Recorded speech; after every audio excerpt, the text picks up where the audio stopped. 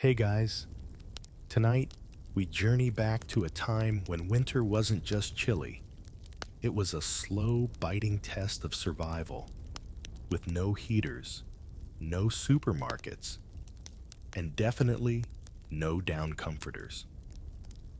Imagine waking up on a brittle straw mattress, your breath fogging the frigid air inside your one-room cottage, the thatched roof barely keeping out the frost. Snow presses against the door like an unwelcome guest, and outside the fields lie buried in silence. You're a medieval peasant. You didn't choose this life, but here you are. And winter, it doesn't care. It strips the land, saps your strength, and makes every day a quiet battle. You probably won't survive this, to be honest, but you're going to try anyway. So before you get comfortable, take a moment to like the video and subscribe, but only if you genuinely enjoy what I do here. And don't forget to comment your location and local time, always fun to see who else is up at midnight eating cereal in bed.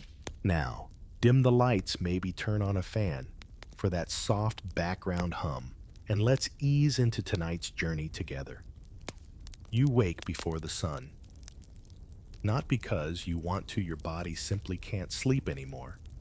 The chill seeps in through the walls, through the straw mattress, through every seam of your patched up tunic.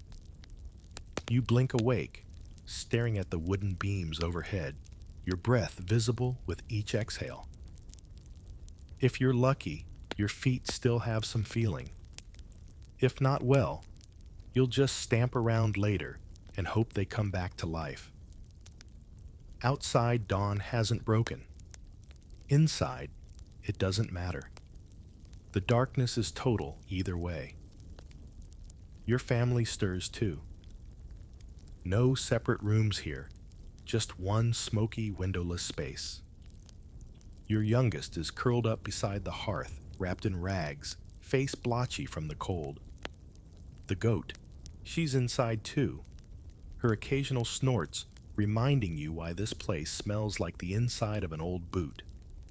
You pull the ragged wool blanket tighter around yourself and rise. The roof above is stiff with frost, the thatch lined with icy dew. Bits of it sometimes fall like snow indoors.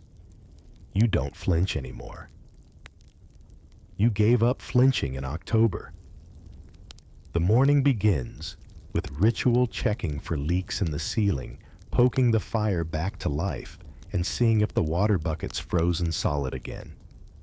It usually is. Your fingers stick to the handle, and you mutter something you hope the saints didn't hear.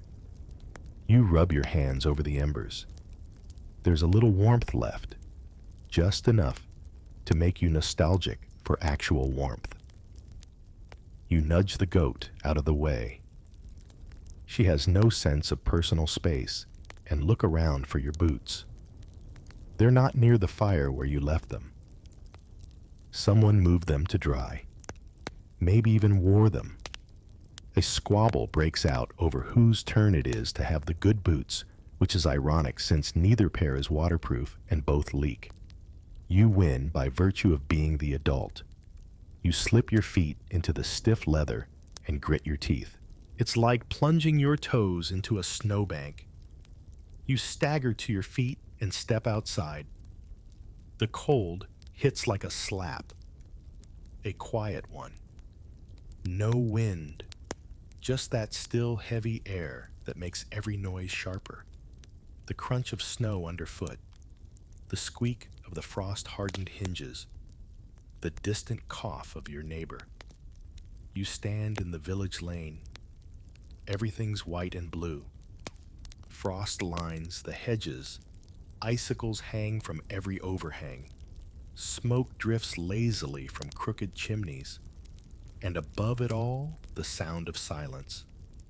Even the birds seem to be conserving energy.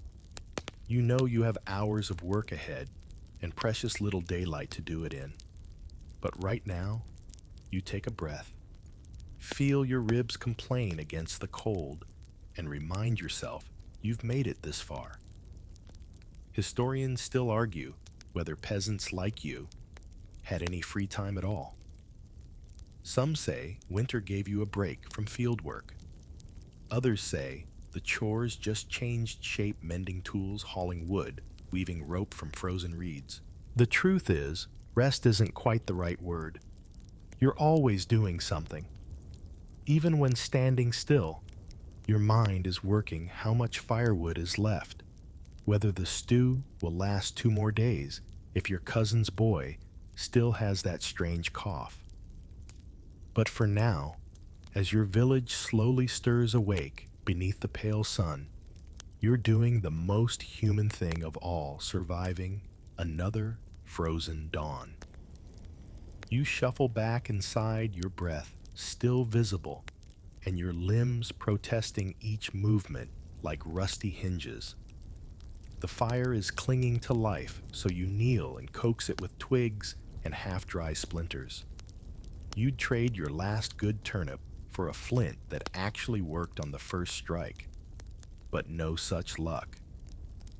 After some vigorous sparking, the kindling finally catches, and you sit back watching the flames like a minor miracle. Now, it's time to dress. And in winter, getting dressed means something closer to medieval cosplay involving every textile your family owns. First, the linen shirt, scratchy but warm, once your skin stops complaining. Then wool trousers, 2 pairs, if you're lucky. Then the tunic, thick and fraying. A second tunic over that. And maybe a third one if it's market day. You look less like a person and more like a laundry basket on legs. You wrap a long wool scarf around your neck.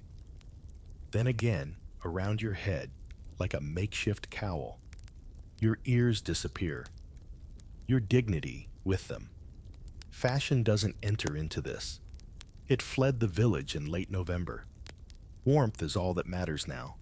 Even the goat looks smug in her own furry coat.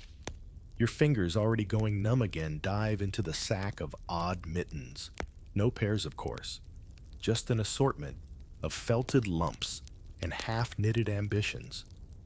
You find 2 roughly the same size and pull them on. They smell vaguely of onions. You don't ask why. Layering complete, you thud out the door again. The wind has picked up slightly, just enough to find the one gap in your scarf and stab through like a dagger. Your face goes rigid. Tears stream from your eyes, not from emotion, just from sheer atmospheric betrayal. As you walk down the lane, you see the rest of the village performing the same wintertime ballet. Children, wrapped like bundles of rags. Old men with beards crusted in frost. Women tightening belts over 5 layers of skirts. It's less winter fashion and more textile avalanche. There's one man in particular, old Reginald, who everyone agrees must be part sheep. He wears a patchwork of wool cloaks so thick he can't sit down without assistance. He shuffles, muttering about the glory days before roofs leaked and soup was thin.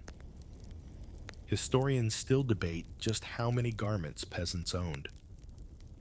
Some estimates suggest only 2 or 3 per person, including summer wear.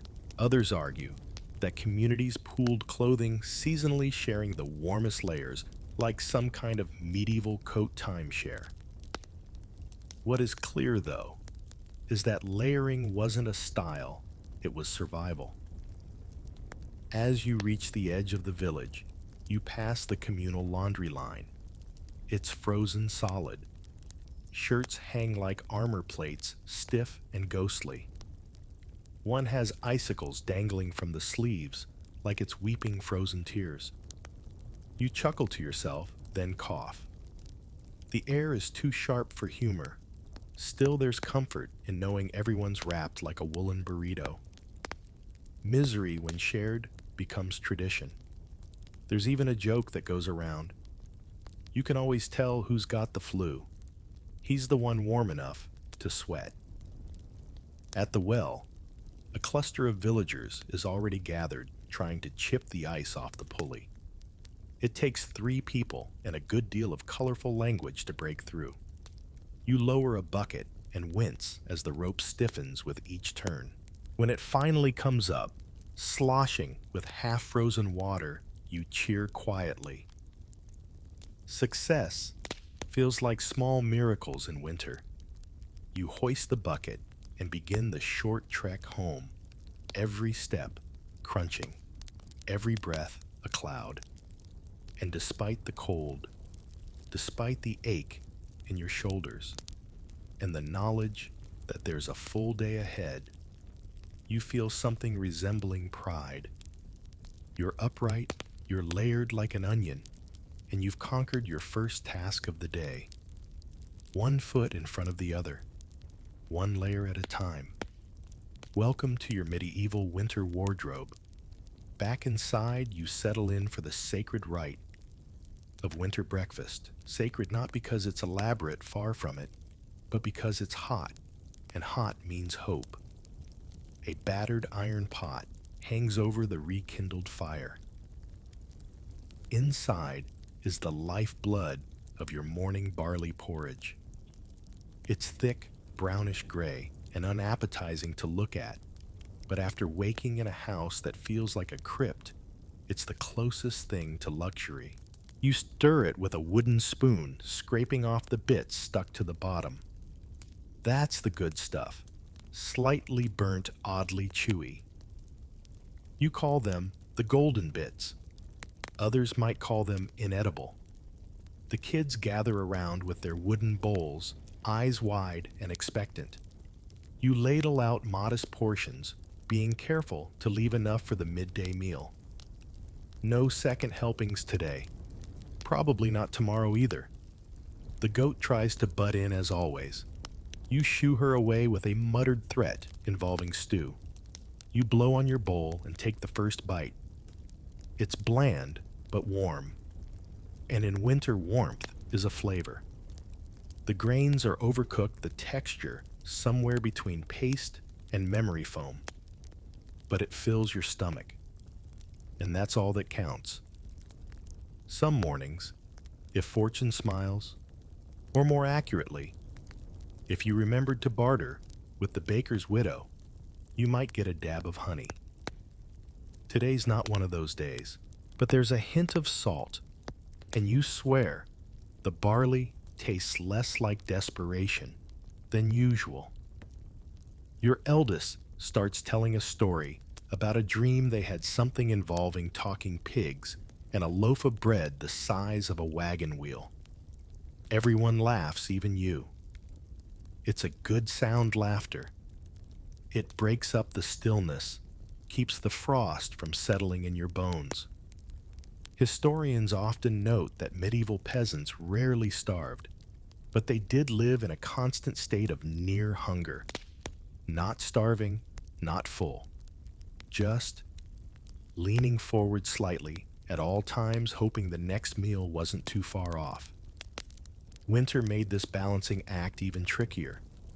Root vegetables, smoked meats, and whatever grains you managed to save had to last, and porridge. It was the duct tape of peasant cuisine. Breakfast, lunch, and if you're feeling adventurous, dinner. You look over at your neighbor's hut and see smoke curling from the chimney. That means they're eating too. Probably porridge. Maybe with turnip slices, if they're lucky. The communal monotony is oddly reassuring. At least no one else is having a feast while you choke on barley. Some households, the truly inventive ones, flavor their gruel with dried herbs or old cheese rinds. Others, less inventive, try to stretch it with sawdust. You tried that once. Never again. The texture was gritty. Your teeth still complain when they remember. As the bowls empty, the children scrape at the sides with determined fervor. You remind them to save a little for the goat. She contributes milk after all. They grumble but obey. One of them slips a crust under the bench, a secret stash for later. You pretend not to see. There's something deeply human about this daily ritual. Sharing a warm meal around the fire wrapped in too many clothes faces flushed from heat and cold at once. It's not fancy, it's not festive, but it's real, and it's yours. You rinse the bowls with snow scooped from outside. No need to waste fire-heated water. The snow's clean enough. Probably. You set the bowls aside and stretch your back, hearing it pop like a frozen branch. That's the signal breakfast's over work begins. But before you leave, you linger near the fire for just a minute longer. The pot is still warm. The smell of porridge, earthy and humble, lingers in the air. You think briefly of spring, of green shoots of fresher meals, of barley not boiled to oblivion, and then you shake the thought away. One more spoonful won't hurt. You take it, savor it slowly, and face the cold again. After breakfast, the fire's glow feels like a distant dream as you head outside again, now with a specific and sacred mission: gathering wood. In winter, fire is everything. It cooks your food, dries your socks, and keeps frostbite from becoming a permanent lifestyle choice. And if it dies, your morale tends to follow. The problem is, most of the easy firewood was collected weeks ago. What's left are stubborn branches, half-rotten stumps, and anything not nailed down, including, on occasion, bits of an abandoned fence or two. You grab your gathering sack, your hatchet, and trudge toward the tree line with the resigned determination of someone who knows that warmth doesn't come cheap. Snow crunches under your boots in a slow rhythm. The forest edge is familiar, but never friendly in winter. The trees creak like old bones. Branches droop with heavy snow. Somewhere off to the left, something rustles. Probably just a bird. You hope it's just a bird. You begin the delicate dance of firewood hunting. It's part scavenger hunt, part survival simulation. Dead branches good, dry branches better. Twigs with frost clinging to them, like they're auditioning for a snow globe, useless. You swing your hatchet more from habit than hope and split a log that looks solid. Inside, it's damp and spongy, not ideal. But fire doesn't judge, it takes what it's given.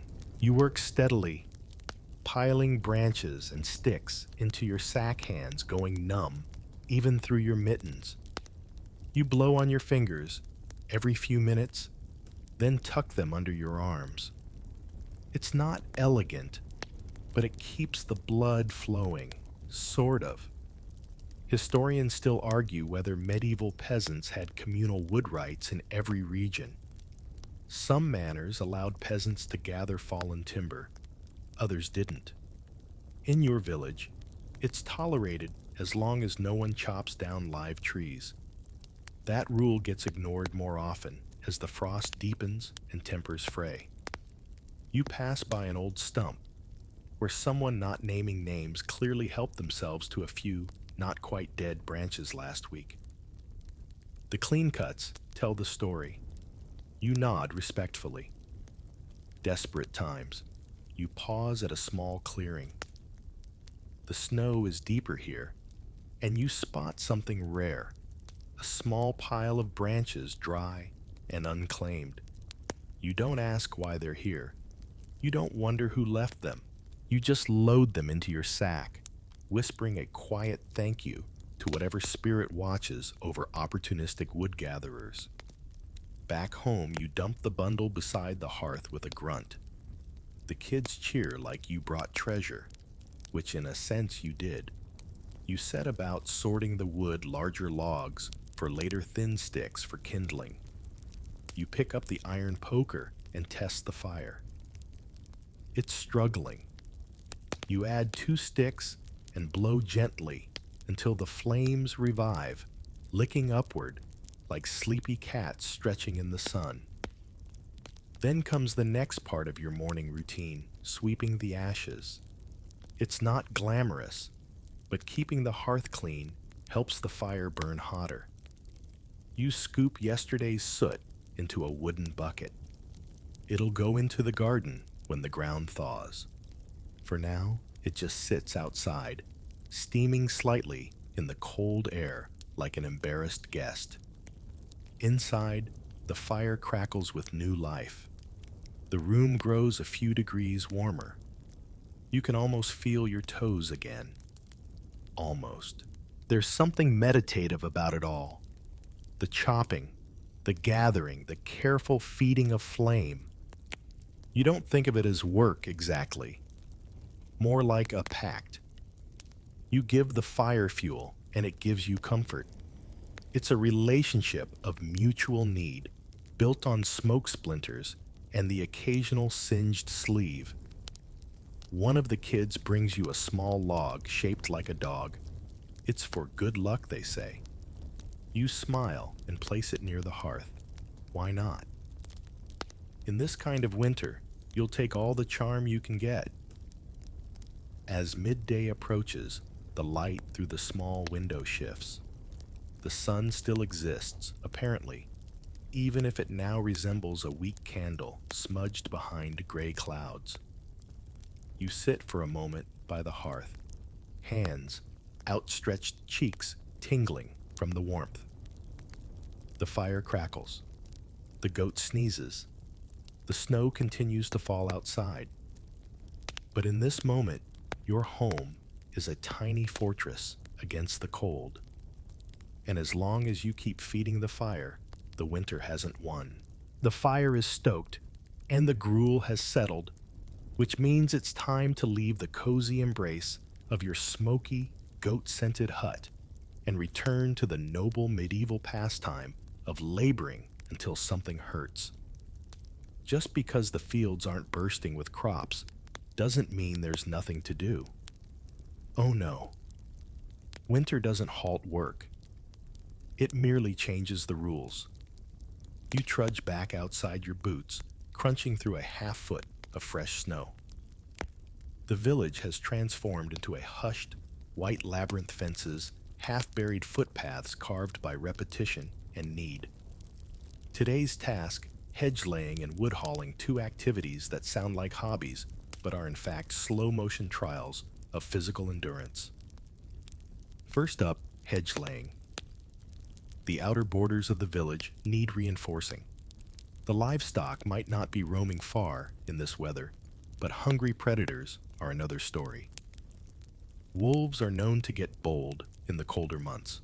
There's even a local legend about a particularly clever one that learned to unlatch gates. You decide not to think about that right now. You arrive at the hedge, a gnarled tangle of thorn bush and bramble, made only slightly more charming by the snow frosting every branch. Your job is to weave living branches into a dense, almost impenetrable barrier, bending and partially cutting them in a way that encourages regrowth while creating a thorny wall. It's agricultural origami with a mild threat of blood loss. You take your billhook and begin. Swing slice, bend, twist. The thorns bite through your mittens. The snow melts down your collar. A robin watches from a branch, judging your technique. You mutter a prayer to Saint Fiacre, patron of gardeners, and continue. Historians still argue whether such winter tasks were formal village obligations or simply done out of desperate necessity. Some manor records suggest peasants rotated duties like hedge repair and path clearing. Others imply it was more chaotic, do what needs doing, or risk everyone freezing or being eaten. You pause to stretch your back, which protests like a rusty hinge. Your breath puffs out in little clouds. You've finished half the hedge. It looks less like a barrier and more like a botanical wrestling match, but it'll do. You press onward. After a couple of hours, it's time to switch tasks. Your muscles demand variety, even if that variety is just new forms of suffering. Wood hauling it is. You head toward the forest edge where yesterday's bundle lies. It's heavier than you remember. Isn't that always the case? You heft it onto your back strap, it down with a leather belt, and start the slow march home. Each step sinks into snow. Each breath is a cold stab in your lungs. And yet, there's something satisfying about the rhythm step. Crunch, breathe, wince, repeat. Partway home, you spot a cluster of children trying to roll snow into a vaguely pig-shaped mound. You think it's a pig anyway. They cheer as it topples and becomes an abstract sculpture. It's the most joy you've seen all day. You smile, which is dangerous because it cracks the skin on your lips. You taste blood and mutter a curse. Back at your hut, you drop the wood beside the door. The bundle slumps like a tired old man. You are once again the hero of your own fire. You step inside and shake the snow from your cloak. The goat sneezes again. You begin stacking the new logs, arranging them by size and dryness. A kind of art form, really. Your hands sting, then itch, then slowly warm. You flex your fingers, grateful they still move. The kids ask if they can help with tomorrow's wood haul. You look at them skeptically. They grin. One already has snow in their hair. You agree, not because they'll be useful, but because teaching them how to freeze efficiently is a form of love. You sit by the fire again this time, with a slight ache in your knees and a curious comfort in your chest. Work may be relentless, but so is your will. And as long as the fields are frozen and wolves roam beyond the hedges, you'll keep showing up, hatchet in hand, wool-wrapped and stubborn. You've survived the morning rituals. The fire is roaring, the wood piles replenished, and your extremities are at least semi-functional. Now comes another daily challenge, eating again. Specifically, figuring out how to stretch what little food you've got into something that resembles a meal and doesn't send your family into quiet rebellion. You open the pantry. Pantry might be a generous term. It's more like a shelf nailed to a cool wall, beside the fire, covered with waxed cloth and lined with baskets and jars. Most of the fresh produce vanished weeks ago. What's left are the stalwart champions of the medieval winter diet: root vegetables, smoked meat, and that jug of ale you're not sure anyone remembers fermenting. You pick through the options. A withered turnip. Yes. A carrot so bent it looks like it's doing yoga. Definitely. An onion with more outer layers than your winter wardrobe. Absolutely. You set them all on the table and call it bounty. Next comes the salted pork. It's more salt than pork, honestly. You have to soak it in water just to convince it that it was once part of an animal. Still, the smoky scent is oddly comforting. You cut off a chunk and start boiling it with the vegetables. It's not stew exactly. More of a thick broth with aspirations. As it simmers, you take inventory. There's still some barley in the sack, a few beans in the corner jar, a cheese wheel with a hard rind that could shatter teeth. You cut off a sliver, anyway flavor is worth the dental risk. Historians love to debate the variety in peasant diets. Some claim it was dismally monotonous, while others argue for surprising diversity depending on region and season. Your experience leans toward monotonous, with occasional surprises. Like that time someone bartered for saffron and no one knew what to do with it. To flavor today's pot, you add a sprig of dried thyme and a suspicious-looking clove of garlic. Someone once told you garlic wards off sickness or vampires. Either way, you'll take it. As the stew bubbles, the scent starts to fill the hut. Eyes light up. Even the goat looks mildly impressed. The youngest grabs the ladle and stirs like a sorcerer conjuring soup. You smile and pretend you don't notice them sneaking a taste. Ale is poured in wooden mugs that still smell faintly of the last time someone used them to soak feet. It's thin, cloudy, and barely alcoholic, but it's safer than the water, and that's good enough. Plus, it pairs beautifully with root stew in the same way two wrongs sometimes make a tolerable dinner. You set the bowls on the table. The family gathers with the reverence of monks around a relic. Steam rises from each dish, curling into the cold air like incense. You raise your mug. To another day, you say. They echo it. Not because they love the toast, but because it's tradition. And in winter, tradition is the thread that keeps spirits from unraveling. The stew is better than expected. The pork gives it body. The vegetables hold up their end, and the thyme adds a whisper of sophistication. You chew slowly, letting the warmth spread from your tongue to your toes. There's talk at the table. Nothing profound. Just who slipped on ice, who might be expecting a baby, which chicken laid a frozen egg. It's the kind of chatter that doesn't change the world, but makes you feel like you're part of one. You scrape the bowl clean with the last crust of bread, aged to the consistency of pottery. It softens just enough in the stew to avoid dental disaster. You sigh with satisfaction, or maybe just relief. Later, you'll tuck the leftovers, what little remains, into a clay pot near the hearth. Tomorrow's lunch, if you're lucky.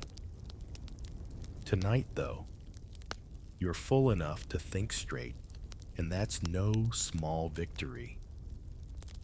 The fire crackles. The stew settles, and for now, your pantry, modest and stubborn, has done its job. The stew's warmth still clings to your insides, but there's no illusion. Winter carries a price, and you've been hearing the payment rattle in your lungs for days. That cough, the dry scraping one that echoes like an old cupboard, has returned. You aren't the only one. Half the village sounds like they're auditioning for a choir of diseased geese. You bundle up again, wrapping the scarf tighter this time, and set out for the edge of the village. That's where she lives, the herb wife. Not a healer exactly, not a doctor. Just someone who knows more about plants than you do, which makes her essential when illness creeps in through the cracks in the walls. Her hut is smaller than yours, but tidier. Bundles of dried herbs hang from every beam. The air smells like rosemary, mint, and something sharp and unfamiliar. You knock. The door creaks open a few seconds later, and there she is, wrapped in shawls and suspicion. You offer her a sliver of cheese and a dried apple, your last one in fact, and explain the cough. She nods, pokes at your chest, listens to your breathing like she's tuning a lute, then turns to her shelves. She hands you a small pouch of dried leaves. Horehound, she says. Boil it in water. Sip it slowly. Tastes like pond water and horse blanket, but it helps. For the sore throat, she gives you a twist of licorice root. Chew it, she says, and try not to curse the gods too loudly when the taste hits. Historians still argue whether these remedies were effective or purely ritual. Some of the herbs had real medicinal properties, antimicrobial, anti-inflammatory. But it's also true that many cures were based on humors and prayer. Still in a village where the closest hospital is 3 days' ride away, the herb wife is your best bet. You thank her. Then mention your neighbor's boy, still pale, still coughing. She frowns and pulls a small jar from a high shelf. Honey infused with ginger. Tell his mother to boil this with water and add a little mead if she has it. If not, prayers. Back home, you prepare your own remedy. The horehound tea smells like compost and disappointment, but you sip it anyway, grimacing. It burns going down. Maybe that's a good sign. The kids eye your mug like it's a potion from a fairy tale. You offer them each a sip.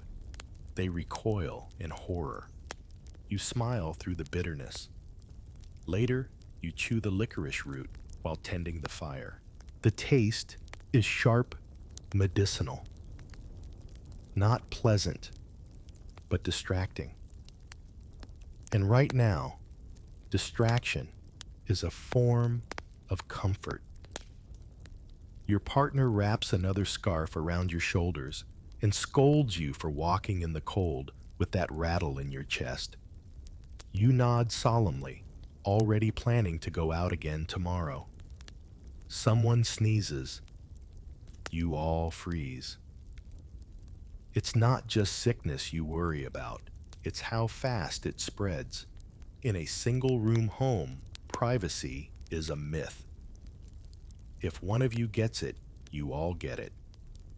So you light another bundle of sage and wave it around like an exorcist. The smell is pungent but oddly calming. You remember last winter. The old miller's wife didn't make it through. The cough turned into fever, and then silence. No one said it outright, but everyone knew. You press a hand to your chest and breathe in shallowly. Still here, still fighting. Outside, snow falls in slow, thick flakes. Inside, you sip the last of your tea and pull the blanket closer. Your nose is running, your throat's sore. Your head aches, but you're warm, you're fed, and you've got a pouch of something that might help. And sometimes that's enough. Afternoon settles in like an uninvited guest, heavier and quieter than the morning and colder somehow.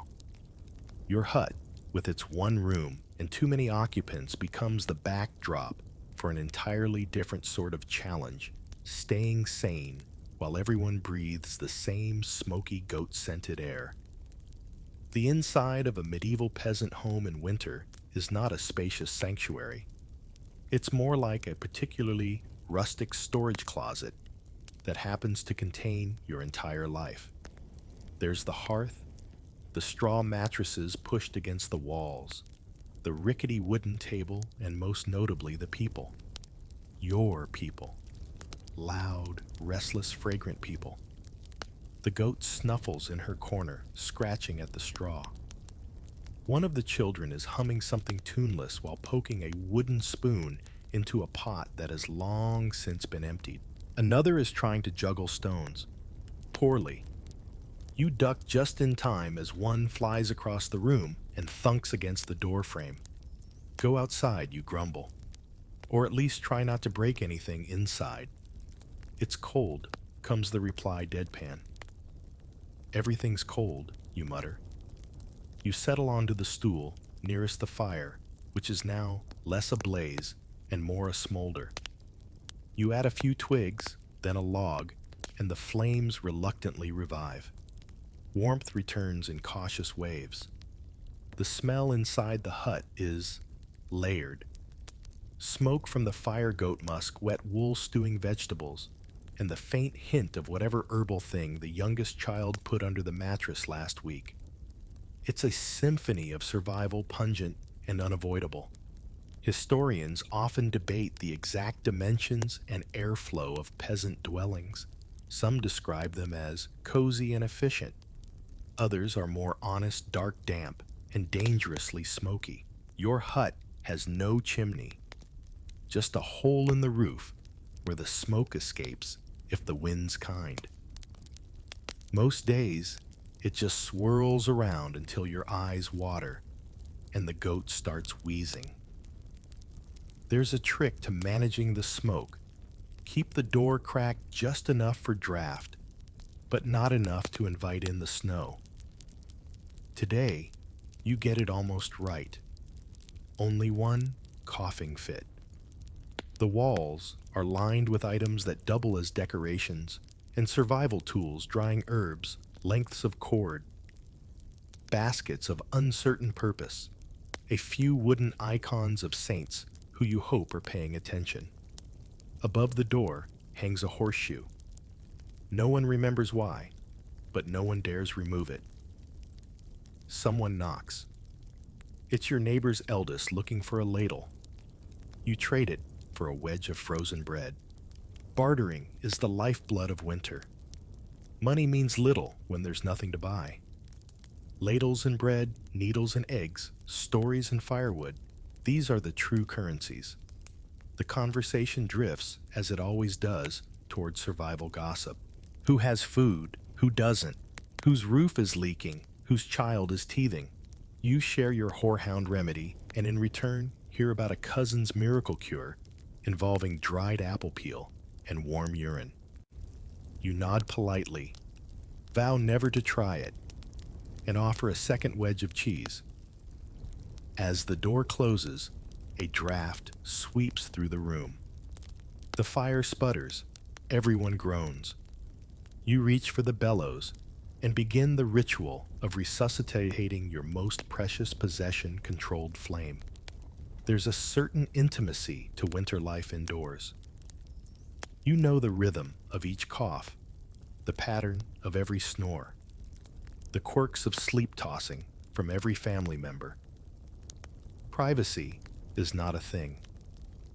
Personal space is defined only by how well you can ignore someone else's feet in your face. Still, there's comfort in the chaos. You glance around the room at the glowing fire, at the faces tired but here, still kicking. And when night falls and everyone huddles under every blanket and cloak, you own, packed together like a bundle of carrots in a sack, you whisper to yourself, "This is home." Smelly, smoky, loud, and absolutely, undeniably yours. The cold has burrowed into your bones. The stew has settled in your gut, and your toes have officially stopped communicating with the rest of your body. It's midwinter. You know because the days have stopped making much sense, just a string of gray hours indistinguishable from one another, like different shades of frozen porridge. But tonight is different, because tonight is feast night. That might sound glamorous, but let's recalibrate expectations. No roasted boar, no apple-stuffed pastries, no golden goblets of wine. No, this is a peasant's winter feast, a humble affair stitched together from ingenuity, careful planning, and just a sprinkle of recklessness. It begins at sunset, which these days happens sometime around what you swear used to be lunchtime. The fire is stoked high, higher than usual. This is special after all. The goat has been shooed outside temporarily. No feast with that nose in your lap. You've pulled out the last of the preserved turnips, the few carrots that haven't gone rubbery, and miracle of miracles, a small jar of preserved mushrooms from the summer forage when you weren't sure if they were edible. Turns out they were. No hallucinations yet, so they're back on the menu. There's even meat tonight.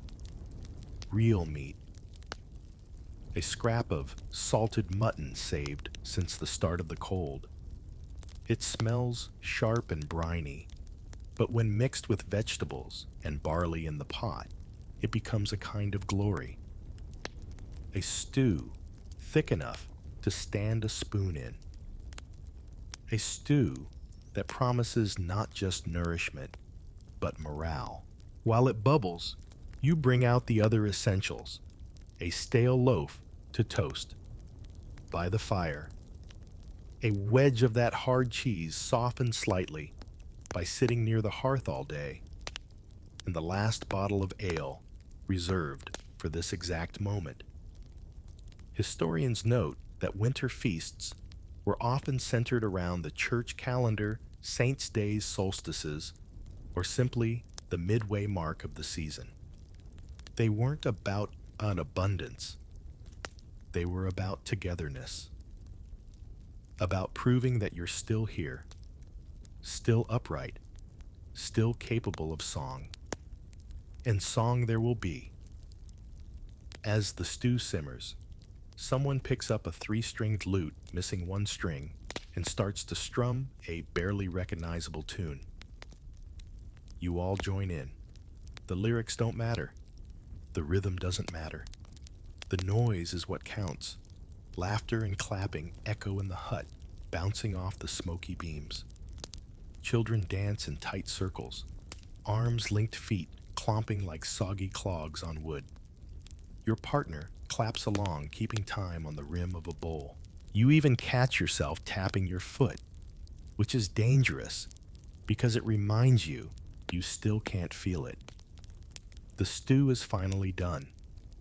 You serve it out in generous scoops. It's piping hot savory and just salty enough to taste like effort. Steam curls from each bowl as everyone digs in with the kind of enthusiasm usually reserved for actual luxury. The goat bleats from outside, indignant about being excluded. You toss her a turnip. She sulks but accepts. You raise your mug. It's time for the toast. Not to kings or victories or fortunes. Those are someone else's luxuries. You toast to warmth, to stubbornness, to the fire that keeps going because you keep feeding it, to turnips, to toes that are maybe finally starting to tingle again, to surviving, you say. The mugs clink. Someone spills a bit. No one minds. Afterwards, there's more singing, more laughing, and inevitably, someone falls asleep mid-sentence bowl, still balanced on their chest. You drape a cloak over them and sit by the fire, feeling the kind of full that has little to do with food and everything to do with something quieter and deeper. Contentment, however temporary. The wind howls outside, but in here, it's warm. It's alive. It's safe. And for tonight, that's everything. The next morning, your bones remind you that dancing on a wooden floor in damp boots was a mistake. Still, the memory of laughter and turnip stew softens the ache as you get ready for another kind of winter ritual church. Not for salvation, though, that's always handy, but for the warmth. That brief, holy warmth. The kind found inside stone walls, crowded with bodies and lit by flickering candlelight. Also, because it's Sunday, and you know better than to test the patience of both your priest and your neighbors. Getting dressed for church in winter is an Olympic sport. Everyone piles on their best, not too muddy layers, wraps scarves tighter than necessary, and glares at their one good pair of shoes, which haven't felt dry since mid-November. The walk is slow, the roads icy, the air crisp. You pass neighbors doing the same shuffle step dance over packed snow, balancing baskets of alms and children alike. Someone falls. There's laughter, then groaning, then more laughter. The church sits at the village's center, squat and gray, like an old sleeping dog. The door creaks open as you enter, and a gust of warmth, relative warmth, hits your face. It smells like wax-old wood incense and unwashed humanity. It's not heaven, but it's close. You wedge yourself onto a bench, already overcrowded by cloaks and elbows. The priest stands near the altar, looking more like a frostbitten crow than a shepherd of souls. His voice, however, cuts through the chill. Latin phrases echo against the walls. You don't catch most of it, few peasants do, but the rhythm is familiar, like a song you've half forgotten, but hum anyway. You know when to kneel, when to stand, when to mumble an amen. Historians still argue whether church was more spiritual duty or social glue. It was likely both. The village gathered shared news, saw who was sick, who was missing. It was as much about fellowship as it was about faith. During the sermon, you focus not on the words but on your feet. They're slowly thawing, and the tingling is equal parts agony and joy. You shift slightly, trying to avoid direct eye contact with a saint statue whose stone expression implies he's judging your thoughts. Children fidget, a baby wails, an old man snores and is gently elbowed by his wife. The sacred and the mundane exist side by side here. The priest speaks of endurance of trials bringing grace. You think of your hut of the cough that won't leave of the empty pantry shelf. You also think of the fire that's still burning and the stew pot waiting for you at home. Maybe grace is just getting through winter without eating your own shoes. Communion is distributed bread, so dry it tastes like hope on a cracker. You chew slowly, eyes closed, pretending it fills you. Outside, the snow has started again, fine and quiet. You linger near the doorway, chatting with neighbors. You learn that the midwife is sick.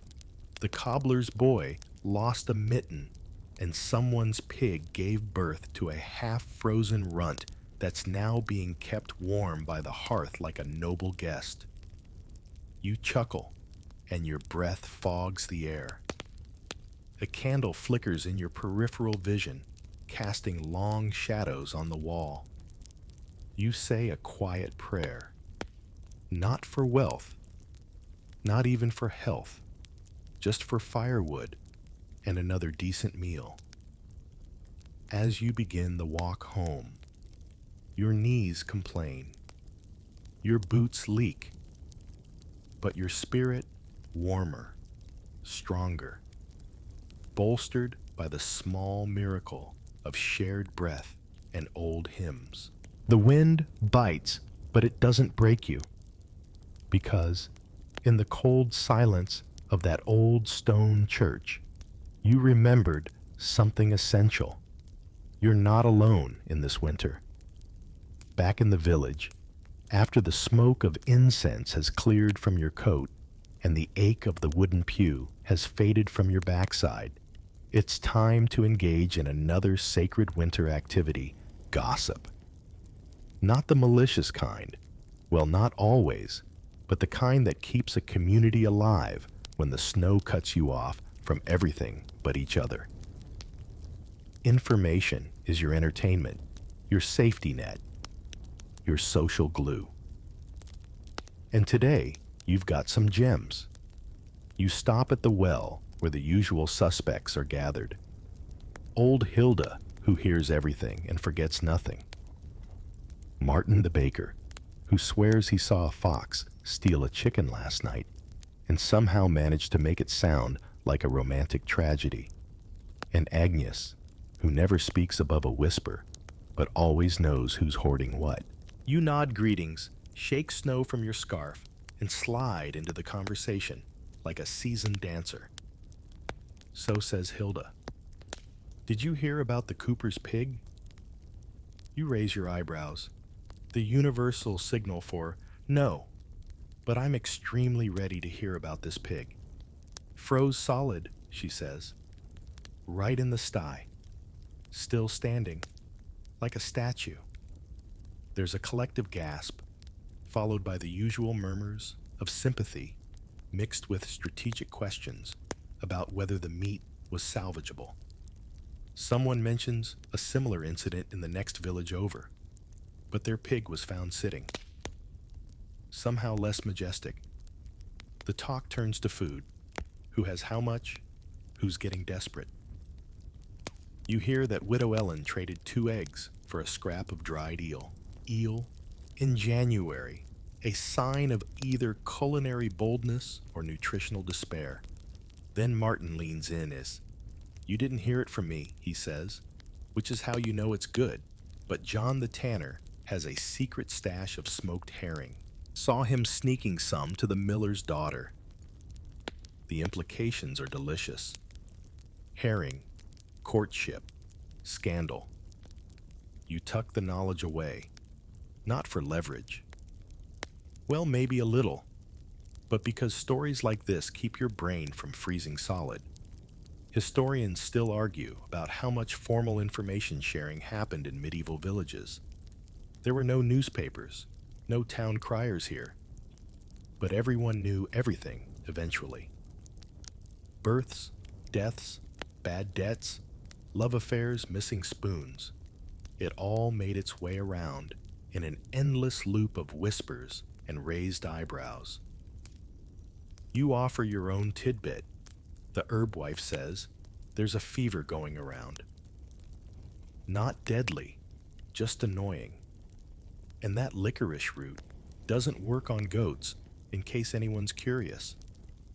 A few chuckles, a few worried glances, a few people making mental notes to boil their water just a bit longer. The conversation drifts toward superstition. Someone claims to have seen frost spirits dancing near the tree line. Someone else swears the icicles on their window formed a cross. You nod along. In winter, it's hard to tell what's real and what's just cabin fever wearing a snow cloak. Eventually, the cold begins to outtalk the gossip, and one by one, the group disperses. You walk home with new knowledge, some half-truths, and the warm glow that only comes from community storytelling. At home, you repeat the best bits for your family. The frozen pig gets the biggest laugh. The herring scandal earns a round of speculation. The kids immediately try to eavesdrop on the goat to see if she's planning a rebuttal to the licorice incident.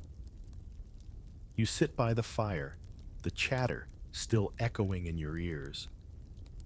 Your world may be small, just a smattering of huts in a sea of snow, but it is full of life, of stories, of shared struggle. And when the wind howls, and the wood creaks, and the coughs come back at night, you'll hold on to those tales. Because in winter, words can be just as warming as fire. You wake the next morning to a peculiar quiet. Not the ordinary hush of snow-covered fields, but something deeper, heavier. It's the kind of silence that feels like it's listening to you. You pull back the curtain, well, the sackcloth nailed to the wall, and peer outside. Snow again. Of course. But something's off. The prints by the chicken coop have been disturbed. They don't look human. They don't look like dog either. And they're big. You swallow hard and close the cloth again. You've heard the stories same as everyone else. Wolves, always with the wolves. But you're not ready to deal with that. Not yet. First, you wrap yourself in every layer you can find. Cloak, scarf, extra pair of woolen socks that don't match, but do the job.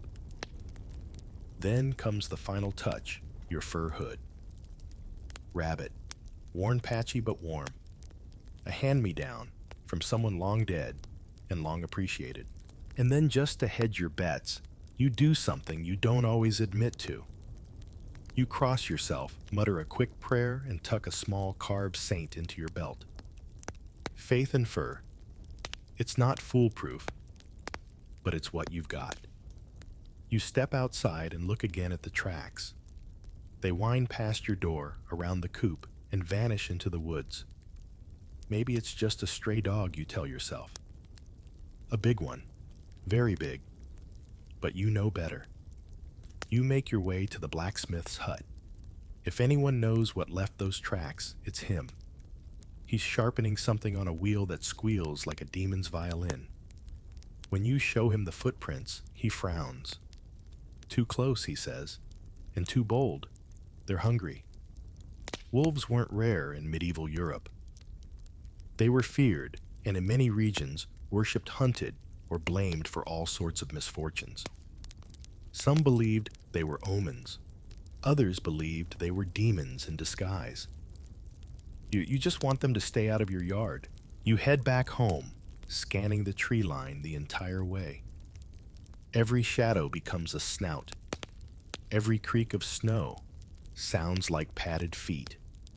You know it's mostly your imagination, but you also know that last winter the tanner lost 2 goats and a cousin to something with very sharp teeth.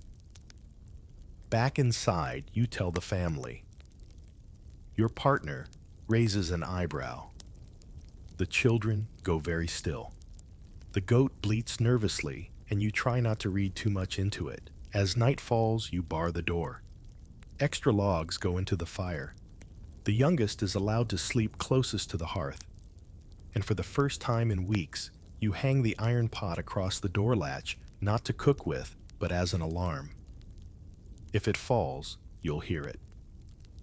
That evening, you pass around a bowl of thick soup and speak in quieter voices. The tales return of the wolf with one red eye, of the girl who sang to keep the beasts away, of the saint who rode a bear. You pretend they're just stories. They pretend too. Faith has its role here, not just in the saints, but in each other. In the hope that if you keep going, if you keep believing in warmth and spring and your own stubbornness, the wolves won't win. Historians still debate how central religion was to the daily life of peasants. Some see it as ritual without reflection. Others argue it was deeply entwined with every moment. In winter, faith becomes less about theology and more about trust. Trust that this season will pass, that your thatch will hold, that wolves, literal or otherwise, won't come inside. You wrap your cloak tighter and watch the fire. Sparks drift upward, casting shadows on the low ceiling. You whisper a final prayer and fall asleep with the taste of salt on your lips. Not from the stew, but from the cold air drying your skin. Tomorrow, you'll check the tracks again. But tonight, you wait. Quiet, cloaked, and utterly human. The howling starts just after midnight. Not a gentle, distant call. No, this is closer, sharper. It pierces the wind, the snow, the walls. You wake instantly, heart hammering against your ribs like it's trying to make a break for it. Everyone else wakes too. The children huddle tighter around the fire. Your partner sits up, mouth drawn tight. Even the goat stops chewing for once and stares at the door as if trying to will it into not existing. You listen. Another howl, then two, from different directions. You can't tell how many. Three more. They sound hungry. You clutch your cloak like it might become armor. You rise slow and quiet and check the iron pot hanging on the door. Still there. You peer through a gap in the wall. Snow is falling in fat, silent flakes. There's no movement. That's the worst part. You know they're out there. You stoke the fire until it crackles, not just for warmth now, but for light. Fire keeps beasts at bay, or so you hope. You hand your eldest a burning stick, just in case. They don't argue. Historians still debate how common wolf attacks were.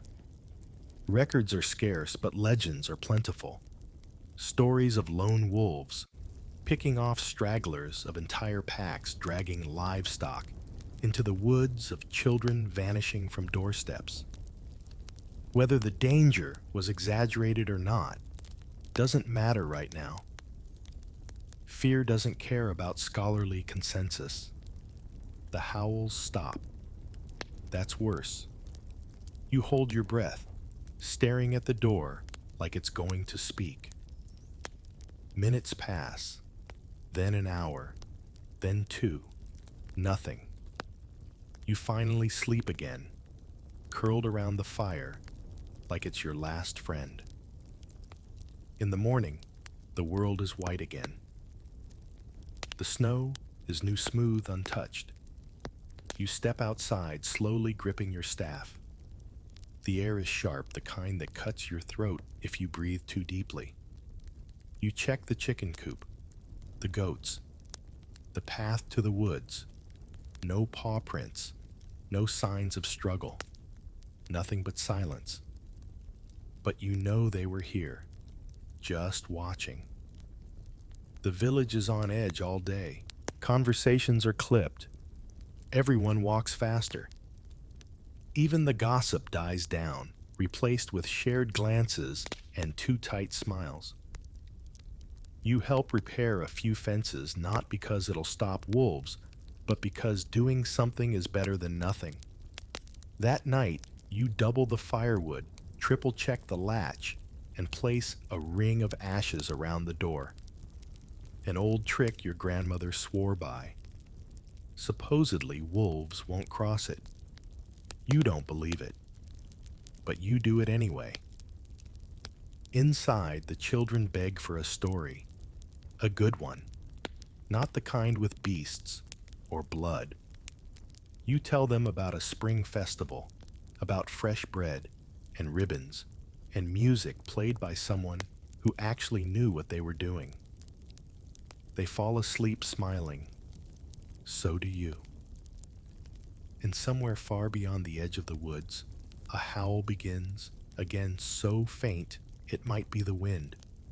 But just in case, you keep the fire burning high. By now, winter has soaked into everything. Your walls, your bones, even your dreams. You can't remember what it feels like to be warm without layers, or to see grass without snow crusting its edges. Every day blurs into the next, an endless loop of waking up cold and going to bed slightly less cold. But today, something changes. It's subtle. A smell, maybe. Not quite spring, but the absence of deep freeze. The air feels different, softer. You blink awake and sniff. Dampness, yes, but not bitter cold. You sit up, pushing aside the cloak, and your breath doesn't fog quite so aggressively. You step outside. Carefully. Always carefully. And there it is, drip. A single glorious drip from the edge of the thatch roof. A trickle of meltwater, hesitating then dropping again. Drip, drip, drip. It's not a river, not even a stream, but it's something. You exhale, and for the first time in weeks, the air doesn't bite. You grab your tool's bucket ladder straw and set to work. Because with melting snow comes a new enemy leaks. The roof, that valiant patchwork of reeds, cloth, and hope, has taken a beating. Now's the time to mend, before the thaw turns your home into a damp sponge with furniture. You climb up, testing each step, balancing like a goat with a death wish. The snow's thinning in patches. Underneath, you find ice-cracked rafters, damp spots, and one place where the straw has simply given up and vanished. You start weaving. It's a strange kind of joy moving. Fingers tangible progress. You replace sodden thatch with dry bundles, pat them into place, bind them tight with twine. It smells earthy, hopeful, like the underside of spring's fingernail. Inside your partner's boiling water. For cleaning, they say. You nearly cry. Not because cleaning excites you, but because it means there's enough warmth to do it without freezing your knuckles off. You dump the melted snow from the bucket and don't bother refilling it. There'll be plenty more soon. From the sky, from the roof, from everywhere. Historians note that the medieval calendar often shifted into plowing time as early as February or March, depending on the region. But for most peasants, spring didn't start when the sun said so. It started when the roof stopped leaking and your fingers could move without cracking. The children are outside again. Not for long. Just long enough to pelt each other with wet snow and start an argument about who stepped in the goat's surprise. You yell something vaguely parental and return to your repairs. One of your neighbors appears dragging a ladder and a sheepish grin. Yours dripping too, they ask. You nod. She's bleeding from the east corner. I patched mine with a shirt sleeve. Held for an hour, you both laugh. It's the kind of laugh that ends in a wheeze, because lungs still remember the cough. But it's real, honest. Later, as the sun begins to set, you step back and admire your work. The roof looks okay, not impressive, but not terrifying. That's a win. You go inside and take off your cloak without shivering. Another win. The goat licks your boot and bleats. Not a win, but expected. Dinner is thin, yesterday's stew and bread that doubles as a weapon, but you eat it slowly, thinking of green shoots, fresh eggs, maybe even a berry or two in the coming months. The fire crackles, not out of desperation, just habit. The roof drips less now, and you think maybe, just maybe, spring is on its way. The next morning, something miraculous happens. You hear birdsong. Not the caw of a crow or the startled squawk of a chicken, an actual song.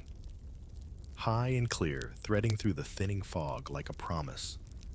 You open your eyes slowly, blink at the beams overhead, and let the sound wrap around you. You haven't heard it in months. You stretch carefully. Your muscles sore from roof patching creak, like old wagon wheels, but they move. Your fingers don't sting. Your nose isn't frozen. These are small mercies. You take them.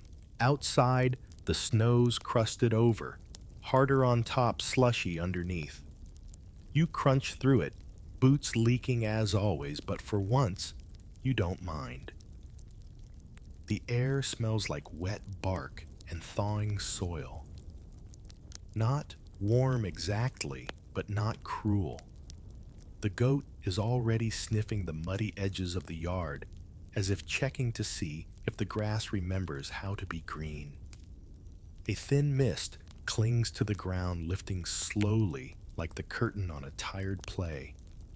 You gather the children and point to the trees. Buds. Tiny, trembling, absurdly brave buds. They've arrived, not because the world is ready, but because the buds are stubborn, like you. It's the same feeling every year, part disbelief, part exhaustion, part triumph. You did it. You endured. The worst has passed. You head to the forest, not for firewood this time, but for kindling.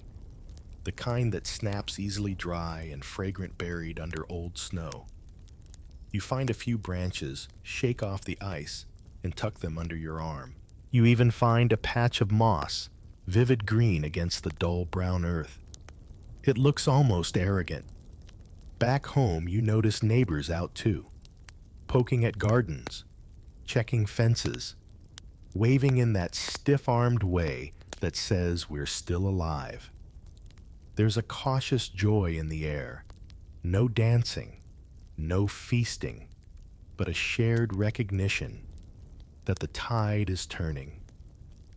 You clean the hearth, not because it's dirty, though it is, but because it feels right.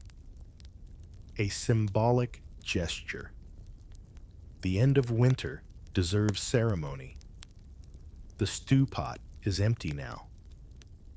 You'll fill it again soon, maybe with greens. Maybe with something that doesn't come in shades of beige. The bread will soften, the coughs will fade. The goat will molt, you dread that part. Historians rarely dwell on these moments. They document the famines, the freezes, the deaths. But they forget the joy of the mundane, the victory of survival. The quiet, stubborn celebration of waking up again to a world that hasn't beaten you. That night, you sleep with only 2 blankets. You don't wear the hood indoors. You let the fire burn lower, not out of risk, but choice. You dream of sunlight, of stream water, of bread that doesn't crack teeth. And as you drift off, you hear one last bird song, distant and sweet. Another winter passed. Another miracle of simple, stubborn endurance. So now, as the fire dims to a gentle glow and the last flakes of snow melt from your boots, you let yourself rest. The weight of winter slowly lifts, not all at once, but in soft, fading layers, like peeling off cloaks one by one after a long, cold walk home. You stretch your legs, rub your hands together, and feel warmth that comes not from the fire, but from the quiet pride of simply making it. Through the cold nights, the hunger, the endless wood hauling, the coughing, the creaking beams, and the watchful silence outside your door, you stayed. You endured. There's no parade, no gold coins, no angelic choir, just this moment, a calm breath, a soft bed, a night without worry gnawing at your bones. Outside, the snow still lingers, but it doesn't bite like it did before. You hear it drip softly, rhythmically, like the world is exhaling, letting go. The goat shifts in her sleep. Someone snores. A child mumbles nonsense into the straw pillow. The fire crackles. You lie there, eyes half closed, listening to the hush of a home that has survived. Soon, there will be new tasks. Spring planting, roof repairs, mending the fence, catching the chickens who suddenly remember they have legs. But not tonight. Tonight you float, on the still warmth of a fire, well tended, a family well fed, and a spirit that hasn't been broken. You made it through. You are here, and you are enough. The fire crackles on. Outside, the snow thickens like time itself has slowed, and as you curl tighter under your cloak, a thought stirs. Surely there must have been more tricks, more rituals, more half-forgotten winter wisdom passed down in whispers. So let's not stop here. Let's crack the door just a little wider and step deeper into the cold, where folklore meets survival, and the most surprising secrets of winter still wait by the hearth. We pick up again, not at the beginning, but deeper in. In a winter that bites harder, lingers longer, and teaches you lessons no one writes down. This is where the forgotten knowledge lives, where peasants didn't just survive, they adapted, improvised, whispered secrets into the snow. So, if you're still with me, blanket pulled tight fire, humming gently, it's time to journey further into the strange, clever world of medieval winter tricks. You trudge along the winding path between houses that look half asleep, their rooftops sagging under snow. The villagers are hunkered inside. It's not just cold, it's survival time. You're wearing what passes for your best winter gear, a scratchy wool tunic layered under a thicker overcoat, cinched at the waist with a piece of rope. Your boots are crude leather, stuffed with straw to keep the frostbite away. Everyone looks like a slightly less jolly version of Father Christmas. Children don't laugh in this weather, they shiver. Dogs burrow under carts, and old women mutter spells against frost spirits. The communal oven smokes gently, its stone chimney caked with soot. People bring bread dough to bake communally, not just for warmth, but for the social gathering that delays the creeping cabin fever. You duck into the blacksmith's hut for a moment. It's the warmest building around a cave of heat and clangs and the smell of scorched iron. The smith eyes you suspiciously, probably wondering why you aren't somewhere spinning yarn or scraping hides. But you're just passing through, trying to get a sense of what winter really meant for your medieval counterparts. Outside, snow drifts higher than your knees. The wind carries flakes sideways, a sign the storm's not quite done. Thatched roofs sag under the weight. People build up the sides of their homes with snow itself, an accidental insulation technique. Cold air, surprisingly, has fewer places to sneak through when everything's frozen solid. In this frozen hush, you hear the echo of a bell. It's the village's single, clanging timekeeper. Bells marked everything in this world: prayer, meals, work, rest. And in winter, they reminded people not to stay outside too long or risk becoming part of the landscape. You stop at a market stall long closed for the season. The wooden slats creak under the ice. Someone left a bundle of dried herbs tied with twine. Maybe for trade, maybe an offering. Rosemary and sage, both thought to guard against winter spirits and lung rot. Historians still argue whether these offerings were practical or purely superstitious. Either way, the cold didn't care. It crept in through every cracked beam and knothole like it had paid rent. A family opens their door briefly, and you glimpse the glow of rushlights inside candles made from animal fat. They don't smell great, but they beat freezing in the dark. You catch a flash of faces, pale and sleepy, clustered around a central fire pit. The hearth is the heart of this world. It's where meals happen, gossip flows, and toes thaw. And then, like some medieval miracle, the snow begins to ease. You take in the village again, the chickens huddled in their coop, the carved wooden sleigh half buried by snow, the icicles like daggers dangling from eaves.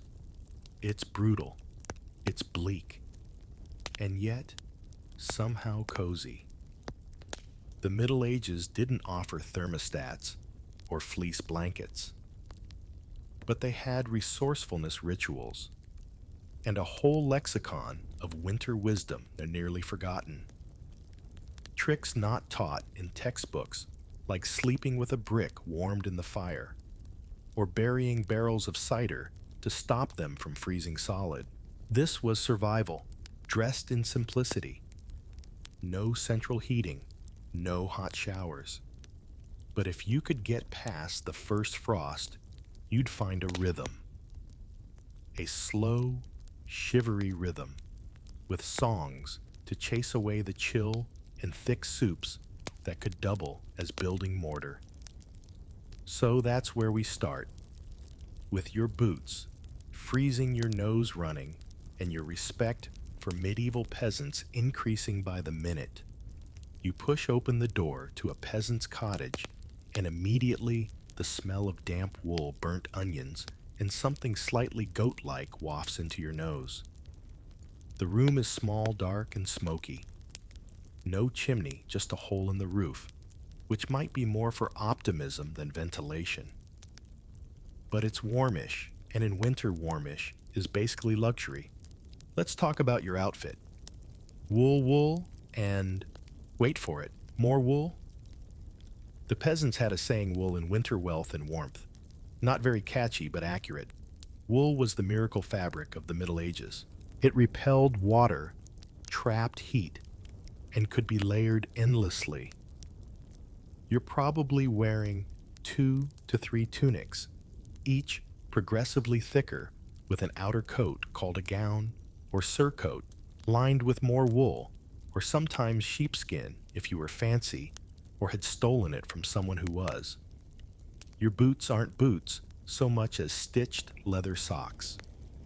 The straw inside a budget-friendly insulator. Some folks stuffed them with moss-dried leaves, even rabbit fur, if they could get their hands on any. Historians still argue whether these methods worked well or just delayed frostbite. Either way, peasants kept innovating. Some even wrapped their feet in old cloths soaked in goose fat, greasy but toasty. Let's not forget headwear. A coif, think a medieval baby bonnet for adults, was standard. On top of that, maybe a hood with a long tail called a liripipe. You might look like a depressed elf, but at least your ears wouldn't fall off. And mittens, woven woolen bags sometimes with a string running through your sleeves so you wouldn't lose them. Yes, medieval fashion predated kindergarten logic. Clothing wasn't just about heat, it was about preservation. People often wore the same outfit all winter long. Bathing wasn't exactly common, and soap was made from animal fat and ashes. So yes, you'd be warm, but also rank. Now, glance around the room. Grandma is carding wool by the hearth, her hands calloused but quick. A child rolls in a blanket on the floor, an old cloak repurposed with straw padding. The father sharpens a knife slowly, a rhythmical scrape that blends into the ambiance. Everyone's wearing a variation of the same outfit, patched together from scraps lined with anything insulating. Even the dog is in a kind of cloth vest. Let's say you're well off. In that case, your winter wardrobe expands. Fur-lined cloaks, embroidered hems, imported dyes. Saffron and indigo were popular for their brightness in bleak seasons. But luxury had limits. Rich or poor, you'd still face icy privies and frost-rimmed hallways. And speaking of those hallways, if you stepped outside in just your underlayer, you'd regret it. The cold was biting, and since windows were just oiled parchment, or shutters drafts were an uninvited roommate, some folks even wore night hoods to bed, not just for warmth, but to stop rats from nibbling ears, allegedly. Historians still argue if that one's true or just a dark bedtime joke. You spot a merchant down the lane with a fur collar so thick he looks like a wolf's disgruntled cousin. That fur, often squirrel fox or marten. Peasants stuck to sheepskin, but nobles wore furs so exotic they doubled as status symbols.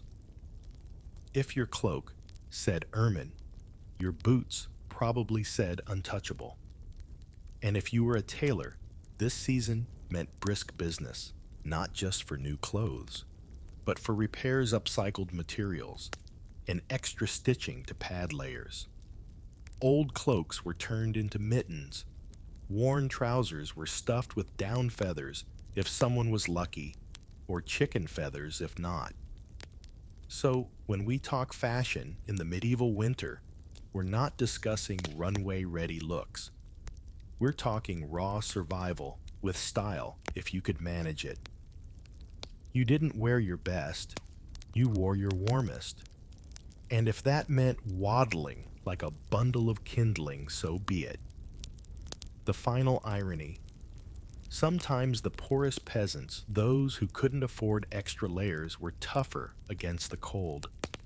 They knew how to move constantly, how to trap body heat, how to sleep curled like cats. The cold didn't discriminate, but those who adapted lived to see the thaw. You pull your cloak tighter. The sun's dipping again, the wind picking up. Somewhere, a cow lows from behind a thatched barn. Its breath fogs in the chill the same as yours. Time to find thicker socks or another goat to cuddle. You're hungry now, and lucky for you it's mealtime, or whatever passes for that during a medieval winter. Step inside the larger of the cottages, one owned by a family well enough off to own 2 pigs and a decent garden plot. The smell hits you first, earthy herbal and faintly sour. It's porridge. Again. Porridge wasn't just breakfast, it was the winter culinary MVP. Think of it as medieval oatmeal's grumpy cousin. Made from barley oats or rye, sometimes thickened with stale bread, it was warming filling, and on good days seasoned with onion garlic or salted herbs. On very good days, it even had a scrap of meat or a slick of rendered fat floating on top like a prize. You settle in near the hearth where the family's big pot hangs from a blackened hook. It's been simmering all day, which isn't just culinary, it's thermodynamic. Keeping a pot on the fire helped warm the room and provided meals that could be stretched indefinitely.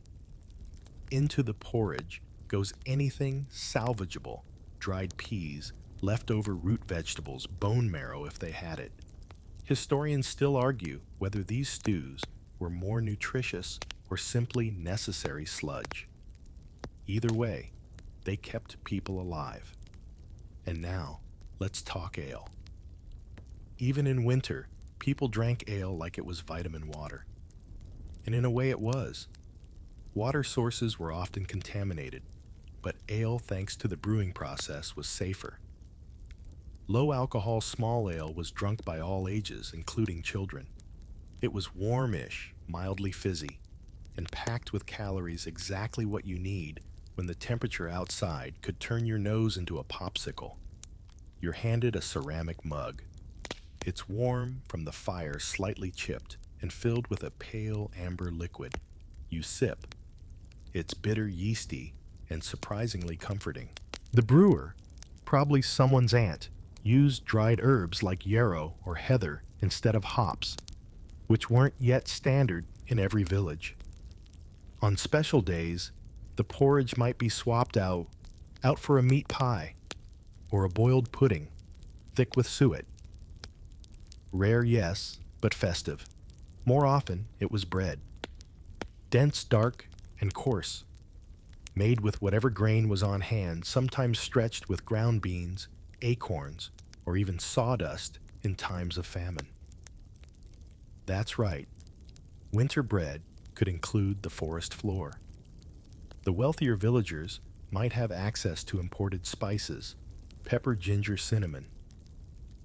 These weren't just for flavor. They were believed to warm the blood fight off disease and offer protection from cold humors. Sprinkle some ginger in your stew, and boom, instant medieval immunity boost. You glance over at a boy chewing slowly on a strip of dried eel. Not exactly your idea of a snack, but eels were common in winter stores, along with smoked fish, salted pork, and hard cheeses. Preservation was an art form. Cellars brimmed with pickled vegetables, root piles, and jars sealed with wax. A good winter pantry was a mark of wisdom, or at least decent luck with last autumn's harvest. Now, someone hands you a bowl with a strange lumpy white mixture. You hesitate. It's a kind of curdled milk pudding sweetened with honey if available. It's cold, lumpy, and somehow enjoyable, like yogurt's weird medieval cousin. Again, texture isn't everything when it's below freezing and your toes are contemplating mutiny.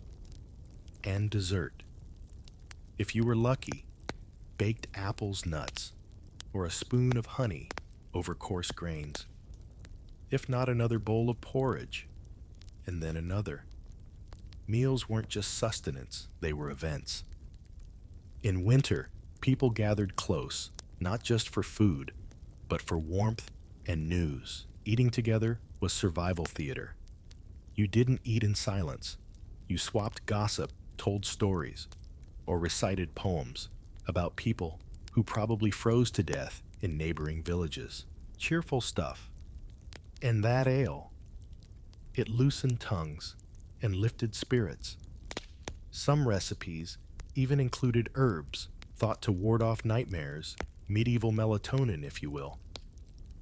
So you lean back, bellyful hands warmed by the mug. Outside, the wind still howls, but inside, it's bearable. The porridge may be gray and lumpy, but it's reliable. The ale may taste like soggy bread, but it's safe, and the company. Well, nobody's frozen yet. That's what counts. You offer a quiet thanks, not just for the meal, but for the strange alchemy of herbs, grains, and animal bits that kept medieval folks alive through months of darkness.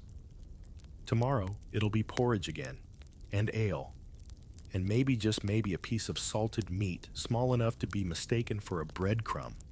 But tonight, you sleep with a full belly, which in this world is a win. Now that your stomach's full and your cloak smells faintly of smoked onions, let's get serious about shelter. Because in the medieval winter, the line between home and frozen barn was incredibly thin. You're inside a typical peasant cottage. It's a single room, maybe two, if the family's doing well. The walls are wattle and daub, a mix of woven wood, mud, straw, and hope. The roof is thatch, which means it leaks. Every surface feels damp to the touch, even the dog. And yet this humble space is a masterpiece of cold weather improvisation. Let's start with the floor. Packed dirt, sometimes scattered with rushes. Not glamorous, but functional. In winter, families added straw moss, or even old clothing to the floor to create a kind of insulation carpet. The trick: replace it before the mildew starts plotting against you. The hearth dominates the room. It's where all warmth, food, and family bonding converge. There's no chimney, just a smoke hole above which means the air is thick enough to slice. But the smoke serves a purpose. It chases off insects and preserves the beams above. It also encourages everyone to stay low, where the air is less lung burning. You move to a sleeping area, if you can call it that. It's a hay-stuffed mattress tucked into a corner, sometimes raised on a wooden platform to avoid drafts. And let's be honest, rodents, the hay isn't changed often, so it's equal parts bedding and biodiversity exhibit. But it's dry. Mostly. Some families used bed curtains made from old cloaks or thick fabric to create personal microclimates. Others stuffed straw into sacks to make makeshift mattresses. And pillows rolled up tunics, of course. It wasn't cozy by modern standards, but it beat sleeping in the snow. Now, glance upward. That ceiling isn't just rafters and cobwebs. It's storage. Hams, herbs, and cheese wheels hang from beams to keep away pests. The heat from the hearth rises gently, warming the pantry above your head. Efficiency and decor, all in one. Walls were often lined with extra fabric or tapestries if you had them to block drafts. Poorer families used stacked firewood or even dung bricks to reinforce the cold-facing wall. Yes, dung, compressed, dried, and surprisingly effective insulation. Historians still argue whether this was a common practice or just one village's genius hack. Windows were either non-existent or covered with oiled cloth, animal hide, or wooden shutters. The goal wasn't light, it was warmth. In fact, the less you saw outside, the less tempted you were to go out there. A winter win-win. At night, the fire was banked with ashes to keep embers glowing till morning. If the fire went out relighting, it meant visiting the neighbor who might be asleep or already frozen. You learned quickly. Don't let the hearth die. Ever. Enter the warming stone, a flat rock heated in the fire and placed at your feet under the covers. Think of it as the medieval hot water bottle minus the rubber. Wealthier folks had warming pans, metal trays filled with coals and slid between bed sheets. Peasants made do with bricks or even heated pots wrapped in cloth. Let's not forget about the walls. Stone homes were prized not just for status, but for heat retention. But stone was also cold to the touch and could weep moisture in the wrong weather. Some households lined walls with straw mats or painted lime plaster to seal in heat. Monasteries even experimented with double wall techniques, 2 walls with insulating fill between them. Fancy stuff. And animals. Sometimes they slept inside with the family, not just because they were valuable, but because they were warm. A goat, a dog, maybe even a pig, snoring gently by the hearth. Sure, the smell wasn't great, but in a medieval winter, you didn't sniff, you survived. You noticed someone plugging a gap in the door with a rag. Drafts were the enemy, and people used whatever they had, moss, hay scraps of fabric, even melted animal fat to seal wood joints. In this war against cold, nothing was too odd. So you lie back on your hay mattress, wrapped in layers of rough wool, with a dog by your feet and a warming brick under your tunic. The wind moans outside, but in here it's tolerable, almost peaceful. Your breath still fogs in the air, Your fingers are numb, but you're alive. And tomorrow, if you're lucky, the smoke hole won't be snowed shut. That's the medieval version of a good night's sleep. As the fire dims to a soft glow and your limbs finally begin to thaw, let's talk about cloaks, those majestic multi-purpose sheets of woven miracle. In the medieval winter, a cloak wasn't just clothing.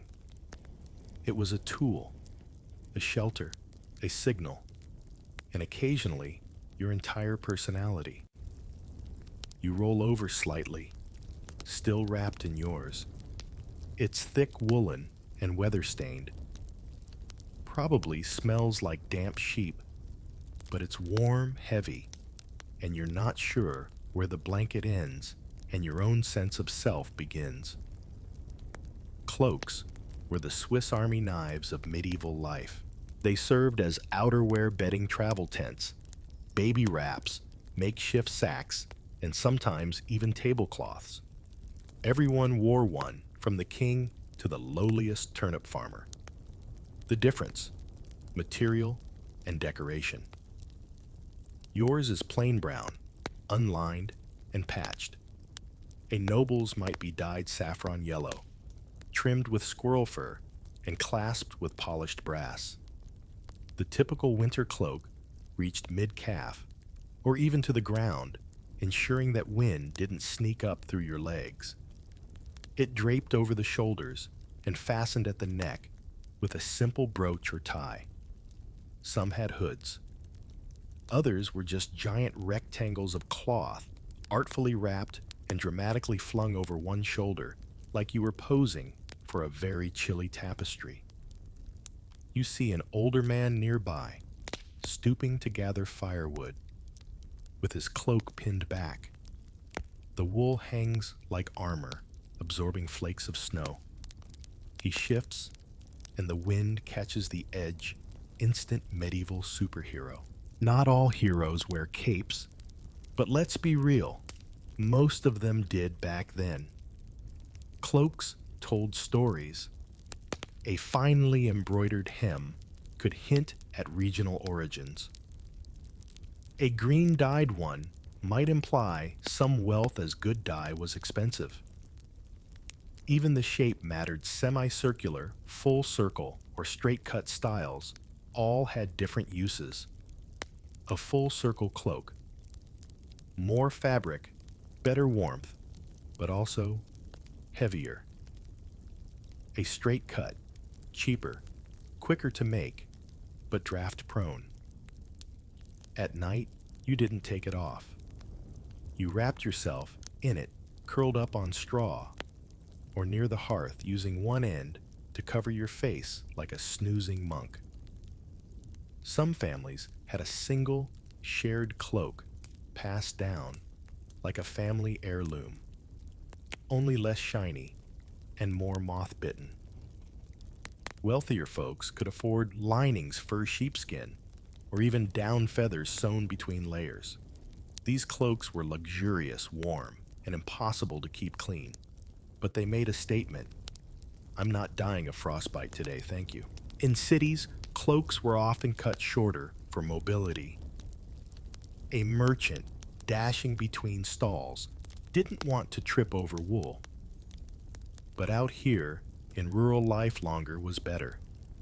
More warmth, more coverage, more usefulness. Some even doubled as sleeping bags, tied at the bottom with cords to keep out cold drafts. You peek outside and see a traveler on the road horse, and all entirely wrapped in a massive cloak that covers him and his saddlebags. Only his boots and the plume of his breath give him away. On a journey, a good cloak could be your only protection from sleet, snow, and unsolicited small talk at taverns. Historians still argue whether cloaks were dyed seasonally or simply when the materials allowed. Some records suggest that winter cloaks were often darker black, navy, or brown.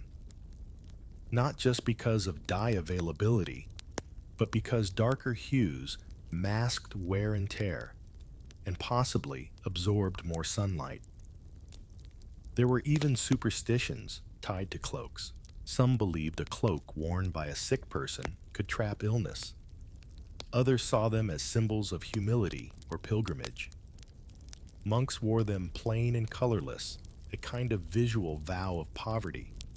Knights wore them proudly over armor lined with their family crests, though that's not much help when it's sleeting sideways. And yes, cloaks could be used offensively. In a scuffle, someone might fling a cloak into an opponent's face as a distraction. Or use it to muffle a scream, conceal a dagger, or smuggle a warm loaf of bread out of the communal oven. Versatility 1010. Tonight, as you lie there, cloak tucked under your chin, you start to feel oddly regal. Never mind the straw poking your ribs or the snoring pig nearby. For now, in the deep cold of medieval life, your cloak is your castle. You may not own much, but you've got wool warmth and a faint scent of rosemary baked into the folds. And when morning comes and the frost returns to nip at your toes, you'll be ready. Just cinch your cloak a little tighter, raise the hood, and face the world like the slightly shivering champion you are. The sun hasn't risen yet, but the barn door creaks open and out trots a goat. Not just any goat. This is your unofficial space heater. Welcome to the lesser known but absolutely vital winter strategy of medieval life sharing heat with animals. You shuffle toward the barn, or more accurately, the barn attached to the house. In many peasant homes, animals and people lived under the same roof, separated by little more than a low partition or a few wooden planks. It wasn't exactly a choice driven by affection. It was all about heat. Body heat from animals, especially larger ones like cows, pigs, and horses, provided natural insulation. A couple of oxen could raise the ambient temperature in a small cottage by a few degrees, which in medieval winter terms was the difference between a live and icicle. Right now, you're snuggled between a hay pile and a sleepy sheep. It's not glamorous. The smell is pungent, but your cheeks no longer feel like they're being shaved off by the wind, so you accept the barnyard bouquet. Chickens roost in the rafters, dropping an occasional insult from above. A pig rustles in the corner, wrapped in a burlap sack like it's attending a very rustic slumber party. You even see a dog stretched out near the embers of the hearth tail, twitching in some warm medieval dream. Families didn't always have separate buildings for animals. Wealthier estates had stables and pens, sure, but the average peasant built what was called a longhouse or house barn, a single structure divided into human and animal quarters. And when temperatures dropped, doors between sections were left open on purpose to share the heat. Efficient? Yes. Odor resistant? Absolutely not. You stretch, careful not to disturb the goat, who has shifted to using your knee as a pillow. This interspecies cuddle fest was practical, not sentimental. Animals weren't pets. They were assets, milk meat, wool, labor. But in the bleakest weeks of winter, they were also bedfellows. Historians still argue how widespread this practice was.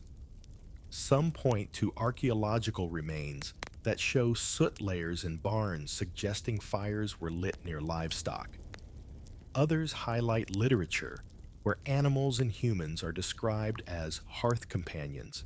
Either way, the snoring goat beside you is proof enough. And it wasn't just warmth.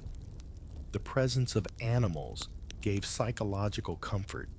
You weren't alone. You could fall asleep to the rhythmic chewing of a cow, the gentle snuffle of a pig, or the occasional indignity of a goose stepping on your face. There were rules, of course. Animals that were sick or aggressive stayed out.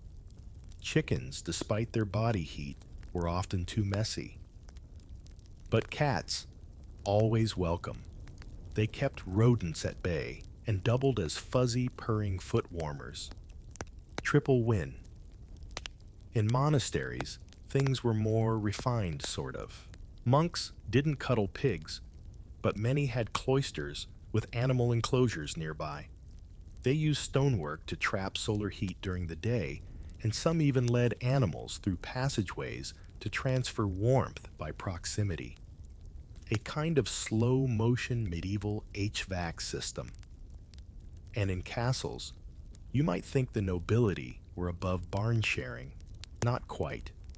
Servants and animals often shared basement levels, while higher floors stayed drafty and cold. Some noblewomen reportedly kept lapdogs under their cloaks. A little warmth, a little vanity. One curious tradition: some homes kept geese, not for eggs or meat, but purely as warmth generators. Geese emit considerable body heat and were penned near sleeping quarters. Downside: honking. Upside: fewer frozen toes. As the morning light finally cracks the edge of the shutters, you see villagers begin to stir. A woman mutters to her cow like an old friend. A boy chases a chicken half-heartedly back into its box. Life begins anew, powered by milk muscle and mutually shared hypothermia. You rise, joints cracking, and gently nudge the goat. Off your lap, it yawns, you nod. There's a strange camaraderie here, in the shared breath and mingled warmth of species that had nothing in common except the mutual desire not to freeze to death. So you wrap your cloak tighter, scratch behind the goat's ears, and step into the weak morning sun. The barn might smell like manure soup, but for one night it was your sanctuary, and you never complain about snoring pigs again. You're walking back toward the village now, watching as white smoke curls lazily from thatched rooftops. The sky is a uniform gray, the kind of heavy winter ceiling that promises more snow. A rooster crows not because it's sunny, but because even he's confused by this eternal twilight. And that's when someone throws salt over their shoulder. Onto the snow. You've just stumbled into the strange, whispering world of medieval winter superstitions. Before thermometers and weather apps, people had their own methods for forecasting and surviving the season. Many were based on keen observation. Some were clever folk science, and others were, well, just delightfully odd. You pass an old woman mumbling at the sky, holding a clove of garlic and a sprig of juniper. She's warding off north wind spirits, invisible beings believed to carry chills and disease. Facing the wind when sleeping big, no. According to superstition, it let the spirits crawl into your dreams and fill your lungs with sorrow. Cozy, right? That man pouring wine onto a tree stump. He's not drunk. Well, maybe a little. But he's also performing a winter libation, an offering to keep the trees alive through the cold so they'll bear fruit come spring. Historians still argue whether these were pagan holdovers or symbolic prayers disguised for Christian comfort. Snow wasn't just snow. Its arrival date told fortune. First snow, before St. Martin's Day, A hard year ahead, people said. Children were taught not to touch the first snowflake to fall on their tongue. It was a kiss from death himself. The second one, that was fine. Superstition, like all things, was strangely specific. And if it thundered in winter, big trouble. Thunder was seen as nature's argument with the saints, and a storm in December foretold famine or illness. People would rush to ring church bells to break the sky's anger. In fact, some bells were blessed to drive away bad weather, because clearly all it took to redirect a blizzard was a properly baptized clapper. You stop by the communal oven again and find it surrounded by strange tokens. Ash circles, carved wooden animals, a bit of wool shaped like a sheep. These are charms left to ensure warmth lasts through the coldest nights. A superstition. Sure, but when the wind howls and the fire dies low, any edge is welcome. Children wore amulets during winter, tiny pouches containing garlic herbs and sometimes a pebble from a sacred stream. If you wore it against your chest, it would protect your heart from freezing. If you lost it, you'd catch the snow shivers. A curse said to mimic sickness, but was probably just being cold. Washing your hands with snow before sunrise. Bad luck. Letting a cat sleep above your head. Good luck. Hanging a chicken foot above the door. Questionable luck. But it sure made a statement. In villages where winter was especially brutal, stories were passed down as both entertainment and warning. There were tales of frost goblins who stole your shoes if you didn't thank the fire each night. Or of the ice bride, a phantom woman who entered your home through cracked windows and kissed sleepers to death, especially bachelors. You chuckle. It sounds silly now, but these weren't just ghost stories. They were cultural scaffolding ways to explain the unexplained, to feel in control during nature's most uncontrollable season. Superstitions were blankets woven from imagination, hope, and a bit of communal anxiety. You approach a church, its wooden door etched with tiny runes. Some say they're decorative. Others insist they're ancient protections older than the stone beneath them. A few still believe that chanting certain psalms backward, yes backward, on the winter solstice, could banish frost from your doorstep, or your soul, or maybe just from your laundry. Monasteries had their own lore too. Monks believed that beeswax candles burned purer during frost, that the Virgin Mary could warm your bed if you sang the right hymn before lying down, and that owls crying after dusk meant someone nearby had failed to store enough wood. So, as you return home, boots crusted with snow, you find yourself knocking the lintel 3 times before entering, just in case. You spit over your left shoulder casually. You whisper a half-remembered rhyme about frost not biting your toes. Maybe it's silly. Maybe it's habit. Maybe in a world where the cold could kill and the fire sometimes faltered, superstition was just another survival trick. One that didn't need fur or flame, just belief. You're seated now at the long table of the village's wealthiest family, their hall warm with the glow of multiple hearths and thick with the scent of clove and pine. This isn't just luxury, it's alchemy. Because here, spices aren't just for taste. In the medieval winter, they were thought to warm the blood-stir sluggish humors and chase off the creeping fingers of illness. Across from you, a servant grinds ginger root in a mortar, the scent sharp and ticklish. Nearby, a boy shaves cinnamon bark into a simmering pot of wine.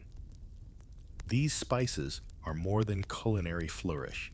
They're status medicine and a whisper of distant sun-drenched lands where cold is a rumor. Let's start with clove.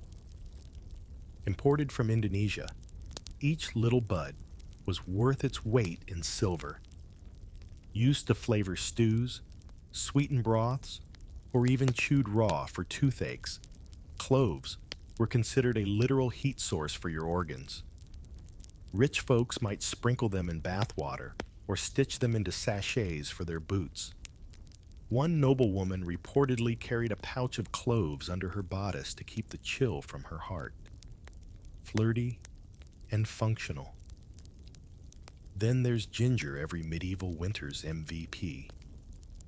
Ground into ale, baked into cakes, or stirred into thick soups, it was said to stoke the inner flame. Physicians prescribed it for sluggish digestion and cold extremities. Historians still argue whether it genuinely improves circulation or simply masks the taste of whatever unfortunate meat was in the pot. Pepper was everywhere when you could afford it. Black peppercorns were so valuable, they were counted out individually in noble kitchens.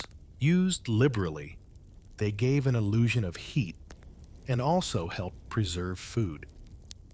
One old proverb went, "A man with pepper in his pouch need not fear the frost." True, maybe. Spicy, absolutely. Saffron, that golden thread, was another winter jewel. Not only did it add color to otherwise gray meals, but it was believed to warm the body and improve mood. You'd find it in rice bread, even medicinal syrups. In some places, it was mixed with honey and rubbed onto chests to fight off colds, a medieval Vicks, but more fragrant. You reach for a goblet. It's filled with mulled wine, steaming, spiced, and sweet. Wine wasn't just for feasts. In winter, it was medicine. Hippocras, a spiced wine recipe dating back to Roman times, became the go-to winter tonic for the wealthy. Infused with nutmeg cloves, ginger sugar, and sometimes rosemary, it was served warm and believed to cure almost anything except bad manners. Even vinegar was steeped with herbs and spices, creating four thieves. Vinegar, a concoction thought to ward off plague and winter rot. Whether it worked is debatable, but it definitely made everything smell like a salad bar at war. The poorer households, they made do with local herbs like sage, thyme, and wild garlic. Not technically spices, but still packed with pungency. These herbs were dried in bundles above the hearth and added to thick pottages. The belief: they drove out chill and evil spirits, two threats considered equally unpleasant. You nibble a biscuit hard as stone but richly flavored with anise and nutmeg. Spices and baked goods weren't just a treat. They were portable warmth. A spiced cake could be tucked into a cloak and nibbled on during long walks through snowy fields, each bite a tiny rebellion against frostbite. In monasteries, spice use was more controlled, but no less revered. Monks often traded manuscripts for saffron or grew their own ginger in cloister gardens. The warmth it brought was seen as both physical and spiritual heat, as a divine blessing. One record describes a monk suffering cold melancholia being treated with a hot beverage made from cinnamon honey and goat's milk. Did it cure him? Unknown. Did it taste better than boiled turnip water? Without question. Even the sick rooms smelled spicy. Incense made from myrrh and frankincense was burned to purify the air, and bed linens were sometimes dusted with ground nutmeg, believed to prevent nightmares and bone chills. sleep like royalty, or at least sneeze like one. You finish your meal, lips tingling slightly from the peppery stew. The host chuckles, reaching for a tiny jar. He offers a pinch of cardamom, rare and precious. It smells like citrus and forest shadows. It's not just seasoning, it's a story, a journey from far-off lands and a momentary illusion that the cold outside isn't quite winning. So you lean back warm from within, savoring the bite of ginger on your tongue and the flicker of firelight on the stone walls. The wind may be howling beyond the door, but in here, spices make it feel like midsummer, at least for a moment. The wind outside moans like it's trying to get inside for a bowl of stew. But you're not worried. You're in the thick of one of medieval winter's most underrated strategies, warmth by numbers. Communal survival wasn't just about sharing food. It was about huddling, crowding, and clustering like your life depended on it because, well, it did. Right now, you're packed into a small, stone chapel with half the village. It's Sunday, sure, but nobody's here just for the sermon. Churches were among the largest enclosed spaces in a community, and during winter, that made them hot property. Not because of heating. There was none, but because people warmed each other. Body heat in a crowded pew. That's divine intervention. You slide into a row of villagers in varying shades of itchy wool. Someone hands you a beeswax candle. Not for prayer, for fingers. Holding a candle helped warm your hands and gave you something to focus on besides your frozen toes. You glance around. Most people aren't singing. They're shivering. But at least they're doing it together. After the service, the real magic begins, the lingering. People don't rush home. They dawdle, cluster near each other, trade gossip, swap warming tips. Put pine resin in your shoes. Sleep with a stone from the bakery oven. Don't eat onions on Thursdays if the moon is waning. Useful maybe, entertaining definitely. From there, you make your way to the public bathhouse, yes, even in winter. Medieval bathhouses, while not as common as Hollywood suggests, were bustling in colder months, not for hygiene per se, but for heat. Picture a steam-filled room. Wood walls, dripping condensation. People lounging on benches, swapping stories and scrubbing away the week. Bathhouses were social centers. You didn't just warm your bones, you warmed your spirit. And unlike private homes, these places had real heat sources, stoves, cauldrons, heated stones.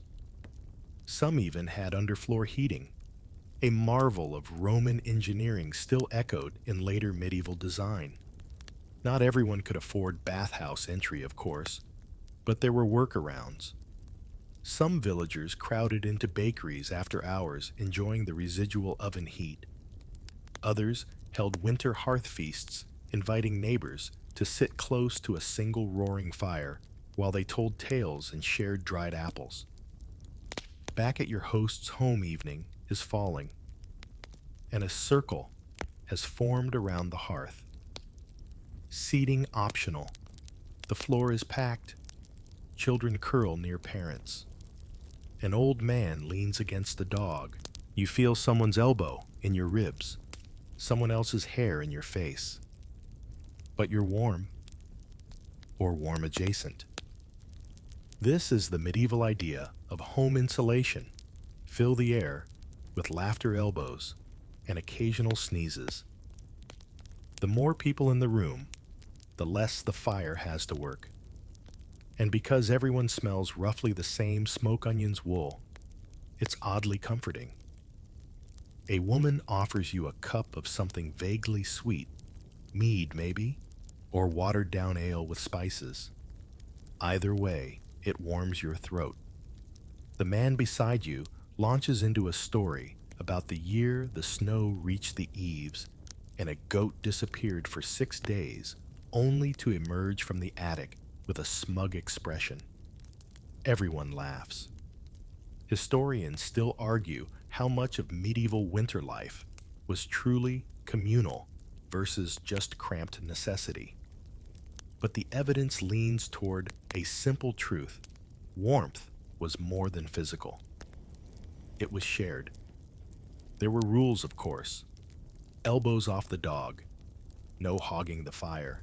Don't fall asleep in front of the hearth unless you want eyebrows singed. But mostly, people knew how to coexist. They had to. A solitary winter was a dangerous one. Even prayer took on a warming role. Evening vigils, in chapels, communal psalms, the soft murmur of Latin blending with crackling rushlights. Whether you believed in divine warmth or not, the act of gathering kept the cold out and loneliness at bay. You glance at the window, frost creeping in delicate spirals on the glass pane. The wind is still howling, but the room is filled with low voices, shared blankets, and the occasional snoozing chicken tucked under someone's tunic. This isn't comfort as you know it. It's not cozy socks or Netflix or central heating, but it's survival by proximity, by laughter, by leaning just a little closer. So you do. You scoot in, raise your cup, and join the warmth. You wake up coughing slightly, not because of sickness, but because the air in the cottage is a smoky stew of burnt wood, animal breath, and human snoring. Someone adds a log to the hearth, and the room glows again, the warmth seeping back into your limbs. But even as your toes reanimate, your head feels heavy, your mood oddly dimmed. Welcome to the world of medieval winter illnesses and the equally medieval attempts to explain and cure them. You wander outside and make your way to the village healer's cottage, a crooked building overflowing with dried herbs, bundles of garlic, and the distinct odor of boiled nettle. You're not exactly ill, but your nose is stuffy, and you've heard she has something called warming syrup. You're willing to risk it. Inside, she offers you a pewter spoon of thick, dark liquid. It tastes like honey and vinegar had a fight and invited cloves to referee. She pats your shoulder and mumbles something about banishing the cold humors. That's your cue to sit down and learn. The medieval theory of illness was built around the four humors: blood phlegm, yellow bile, and black bile. Winter was believed to cause an imbalance: too much phlegm, too little heat. Symptoms like sluggishness, sadness, pale skin, and coughing were chalked up to internal chill.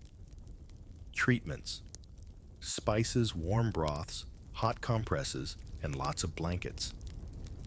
Physicians, those few educated souls with actual degrees, might recommend phlebotomy bloodletting, believing it released excess cold moisture from the body, or perhaps a warming diet rich in leeks, pepper, and onion. You weren't just feeding your belly, you were igniting your blood. Herbal remedies were popular. The healer shows you her winter stock: horehound for coughs, elderberry for fever, mustard seed poultices for chest warmth. She even has dried toad powder. You don't ask. Children are given warming charms, tiny sachets of rue and fennel tied to their tunics. Adults are told to drink wine boiled with rosemary and figs. For melancholia or winter sadness, the prescription might include music, warm baths, and long walks in sunlight when the sun bothers to show up. You learn of a curious illness called the winter staring, in which sufferers reportedly stared blankly into the hearth for hours, barely moving.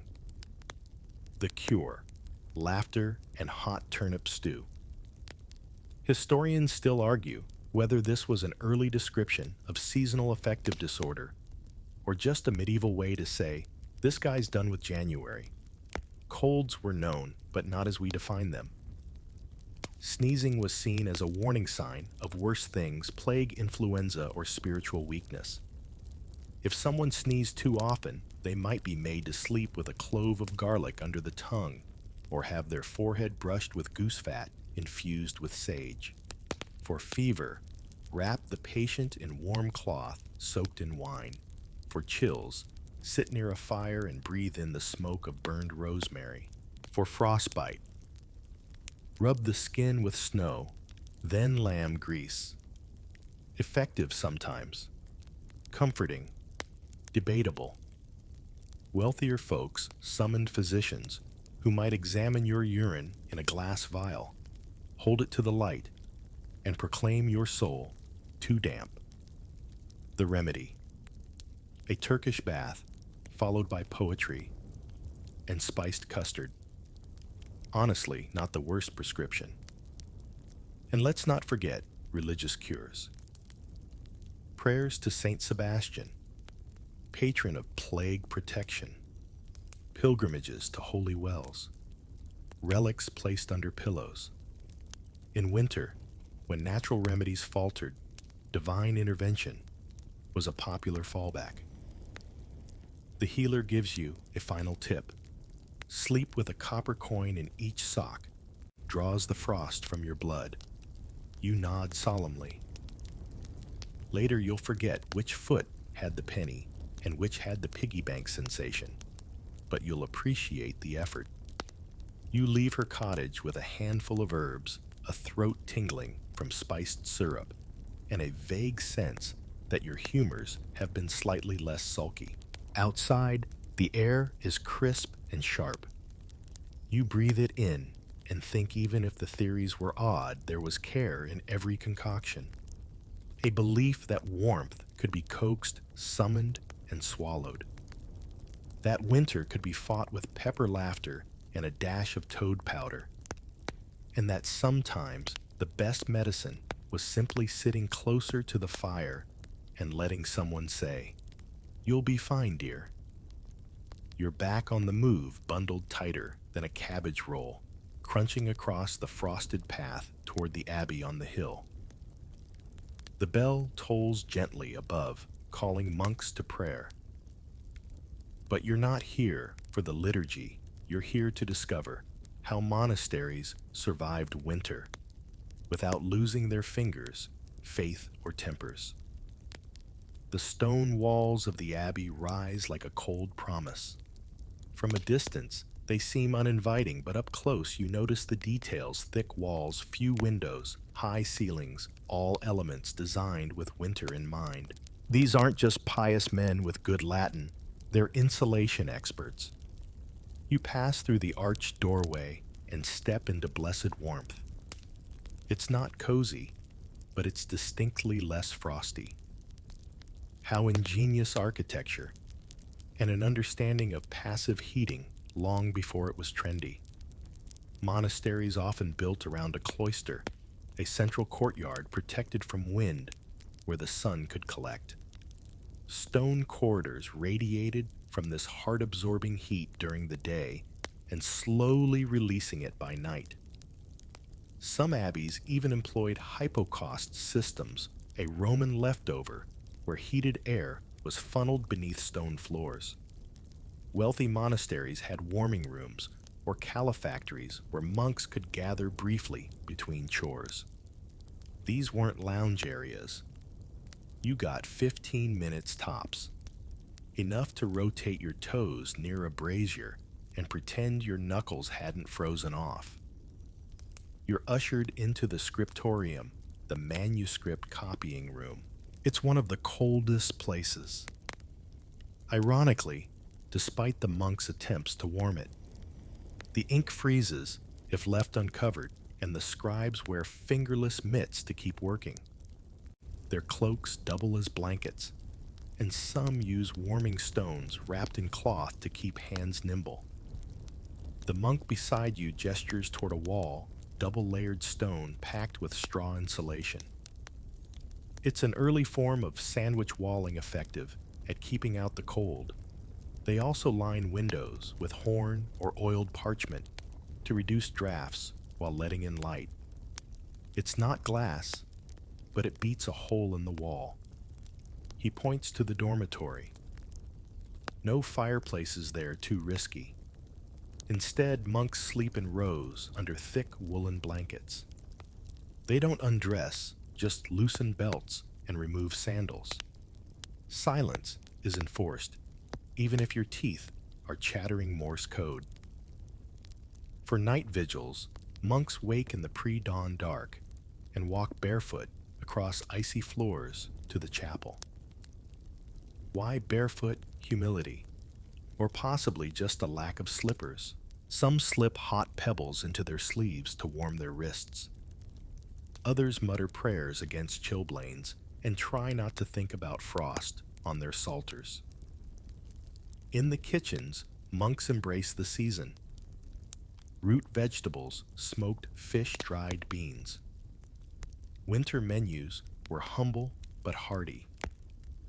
Spiced gruels were common, and extra rations of ale were allowed to preserve bodily warmth, according to one overly cheerful abbot. And yes, monks got cold. They grumbled, quietly. In one record, a novice wrote that his ink froze mid-letter, and his toes cried for mercy.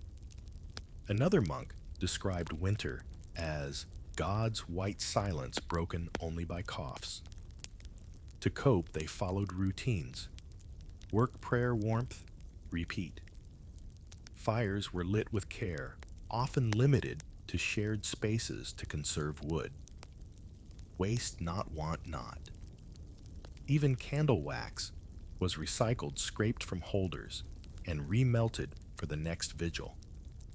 Despite the chill, the monastery was a refuge, a place where architecture discipline and subtle engineering met faith.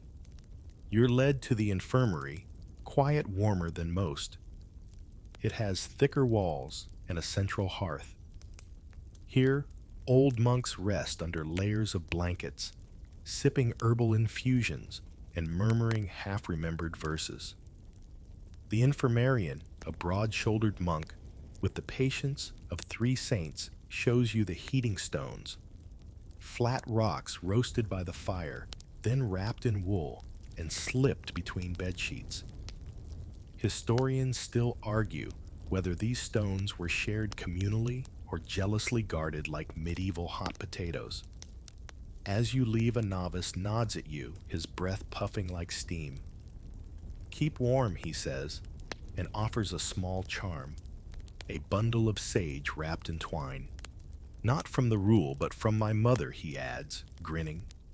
You tuck it into your sleeve where the warmth of the abbey lingers.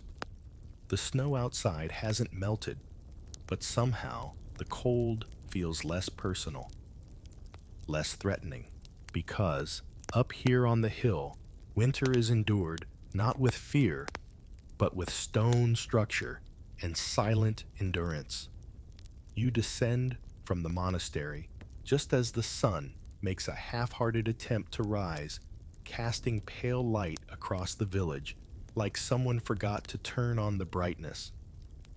It's the kind of morning where your breath fogs instantly and your fingertips threaten to revolt. But you've got chores to do, because even in the dead of winter, medieval life never hit pause. Today is for winter workarounds, those clever, often odd routines people relied on when the fields froze solid and daylight barely lasted long enough to fry an egg, assuming you had one. First stop, the river.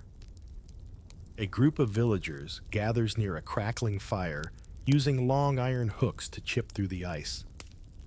Ice fishing wasn't just a Scandinavian thing. Across medieval Europe, people braved frozen waters for pike carp or eel. A net is lowered. Breadcrumbs are sprinkled as bait. A boy mutters a rhyme to coax the cold fish from their slippery dreams. Next, it's candle making. You're led to a low, smoky hut filled with the smell of melting tallow. Winter was prime time for candle production.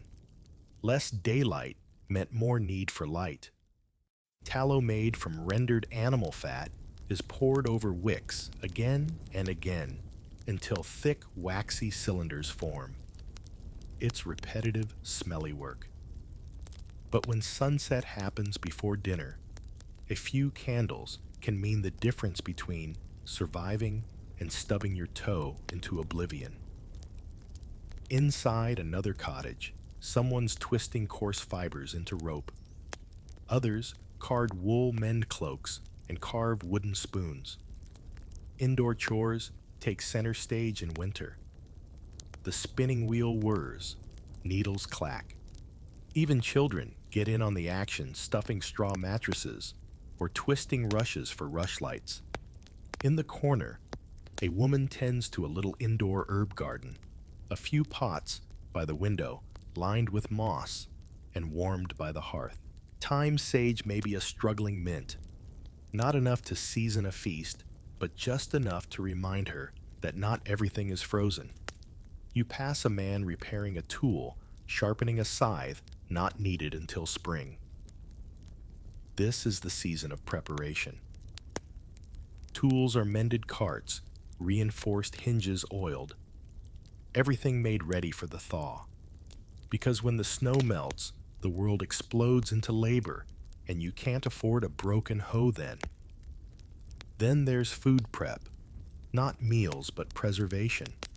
Cured meats are checked for mold. Dried beans are repacked. Barrels of pickled cabbage are stirred to prevent spoilage. And every now and then, a cask of ale is taste tested for safety. Even festivals become work in disguise. A small group begins carving wooden masks for the Feast of Fools, painted in bright colors to chase away winter spirits. It's part craft, part ritual, and part excuse to be loud in a season that encourages silence.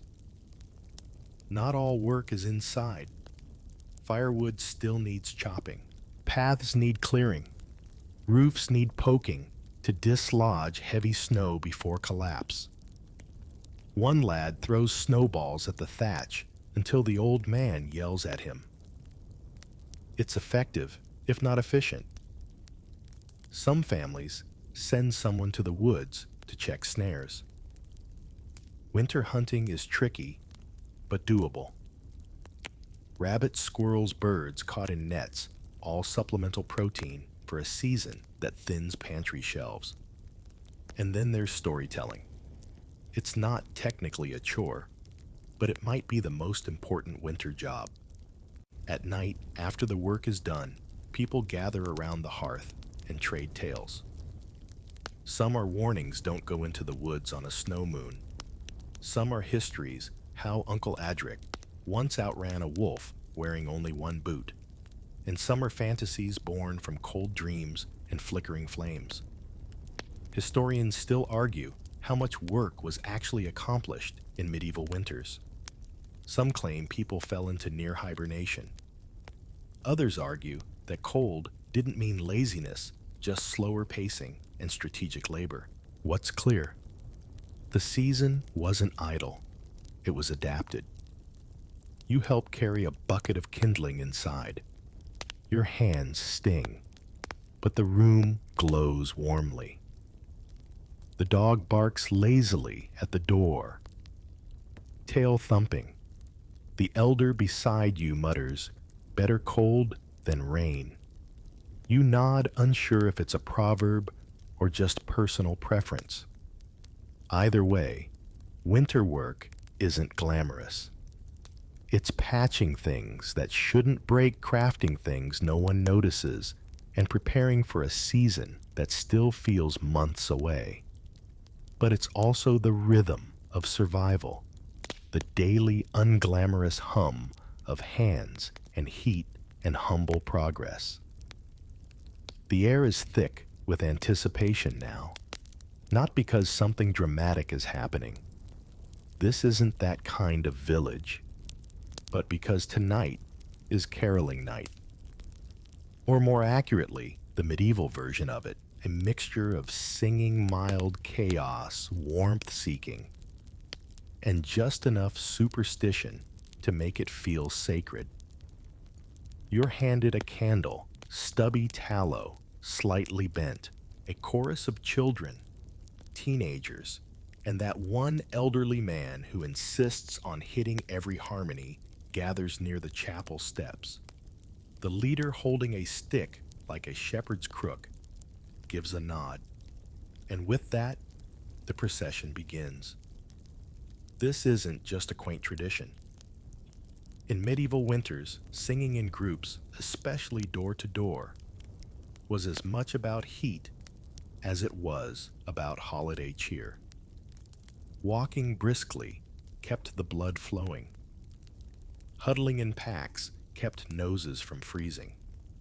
And singing, that got your chest warm, your spirits high, and sometimes earned you hot cider. The songs vary. Some are religious chants adapted from Latin hymns. Others are local ditties, verses about goats and snowdrifts and pies stolen by foxes. A few are riddles turned into rhymes meant to trick the listener into laughter or confusion. At each house, the group stops and belts out a verse. The door opens. A crust of bread, a cup of ale, maybe a bit of cheese changes hands, and then off to the next. It's the medieval version of trick or treat, but with more frostbite and less candy. The real purpose, movement. In a season of stillness, caroling gave people a reason to walk, to mingle, to pretend it wasn't the fifth week in a row they'd worn the same pair of woolen leggings. And singing in unison built warmth, literal and social. You reach the manor house. The door opens to a servant holding a tray of mulled wine. The carolers break into a more elaborate tune. Someone pulls out a pipe. Another rattles a tambourine made from stretched goatskin. The host, generous and probably bored, throws down coins from the balcony. Cheers erupt. One boy catches a coin, slips on the ice, and somehow lands on his feet, triumphant. Back in the center of the village, a bonfire is lit. Not huge, but enough to draw a crowd. Caroling morphs into dancing. It's clumsy, mostly hopping and arm-linking, but no one cares. You feel your feet again. Your cheeks are red, not from cold, but from laughing. Even the priest joins in, albeit awkwardly, humming the Latin verses under his breath, while a child tries to loop tinsel around his neck. It's charming chaos. There's also a practical side. Singing was believed to ward off evil. In some regions, it was said that songs warmed the walls of homes, keeping spirits and frost at bay. One local legend even claimed that silence during the first snowfall allowed wolves to enter homes disguised as shadows. Singing, a sonic barrier. Historians still argue whether caroling had pagan roots or was a strictly Christian practice. Most agree it was a blend, a little Saturnalia here, a little nativity there, stirred with wine and necessity. And let's not forget the wassailers groups who sang not just for fun, but for negotiation. Give us your best ale, or we'll keep singing off-key, they seem to say. It worked more often than not. You sip your wine slowly, listening to a lullaby now sung by a small cluster of older villagers. It's low rhythmic, almost hypnotic. The fire pops, snow drifts down like powdered sugar. Someone hands you a slice of fruit bread, dense, sticky, studded with raisins. This, too, is survival. Not just in calories or temperature, but in joy, in shared sound, in the simple magic of voices rising above a world gone still and white. As the carolers disperse, some walking arm in arm, others breaking into impromptu snowball fights, you realize the cold hasn't vanished. It's still there, biting your ankles. But it doesn't win tonight. Because tonight, you're warm from within. The village feels quieter now. Its revelry cooled, but not forgotten. A few embers from the bonfire still glow under a thin dusting of snow. You crunch along the path, past shuttered windows and flickering rushlights, to where the real menace of winter always lurked, not in the cold itself, but in the things that came with it. And nothing haunted the medieval winter more than illness. Well, almost nothing. The plague came too. Tonight, you're here to explore the strange relationship between winter and disease. It's not all doom and gloom. Well, maybe a little. But in the frosty shadow of illness, people found curious coping methods, strange luck, and even small mercies. You duck into the healer's hut again. She's brewing something thick, bitter, and extremely unappetizing. Plague season's resting, she mutters, but frost has its own fangs. She gestures to a small jar of dried marigold used for inflammation, another of vinegar cleanser and curse lifter, and over the door, a bunch of yarrow to catch the sickness before it enters. During plagues, winter often brought reprieve. Fleas and rats, the usual suspects, thrived less in cold. Disease spread more slowly when people moved less. In fact, some years saw pestilence disappear during the frozen months, only to roar back with the spring thaw. Historians still argue whether frost actually paused epidemics or just delayed the inevitable. But don't relax too much. Winter had its own disease roster: respiratory illnesses, pneumonia, and something called lung rot, likely bronchitis or TB. Not to mention the generalized malaise, known as winter wasting. People didn't just freeze, they faded. In wealthier towns, plague houses were marked even in snow. Charcoal symbols smeared on doors, straw bundles tied to shutters. In winter, those symbols faded slower, the cold preserving warnings like grim decorations. Families burned herbs indoors, hoping the smoke would soothe the humors and blind the spirits. You pass a home with a wreath of dried lavender. Not festive, defensive. In some regions, it was believed that a sweet-smelling house repelled disease. Some even boiled vinegar with herbs and let the steam fill the rooms. If nothing else, it made the air smell like an aggressive salad. Winter also birthed isolation strategies. If someone grew ill, they were sent to outbuildings, sheds, barns, even root cellars. Entire villages created rotating sick huts where one person at a time would recover, or well, not. It wasn't cruel, it was math. You make your way to a chapel crypt. It's dry, cold, and lined with humble stone. This isn't just a resting place, it's a memory archive.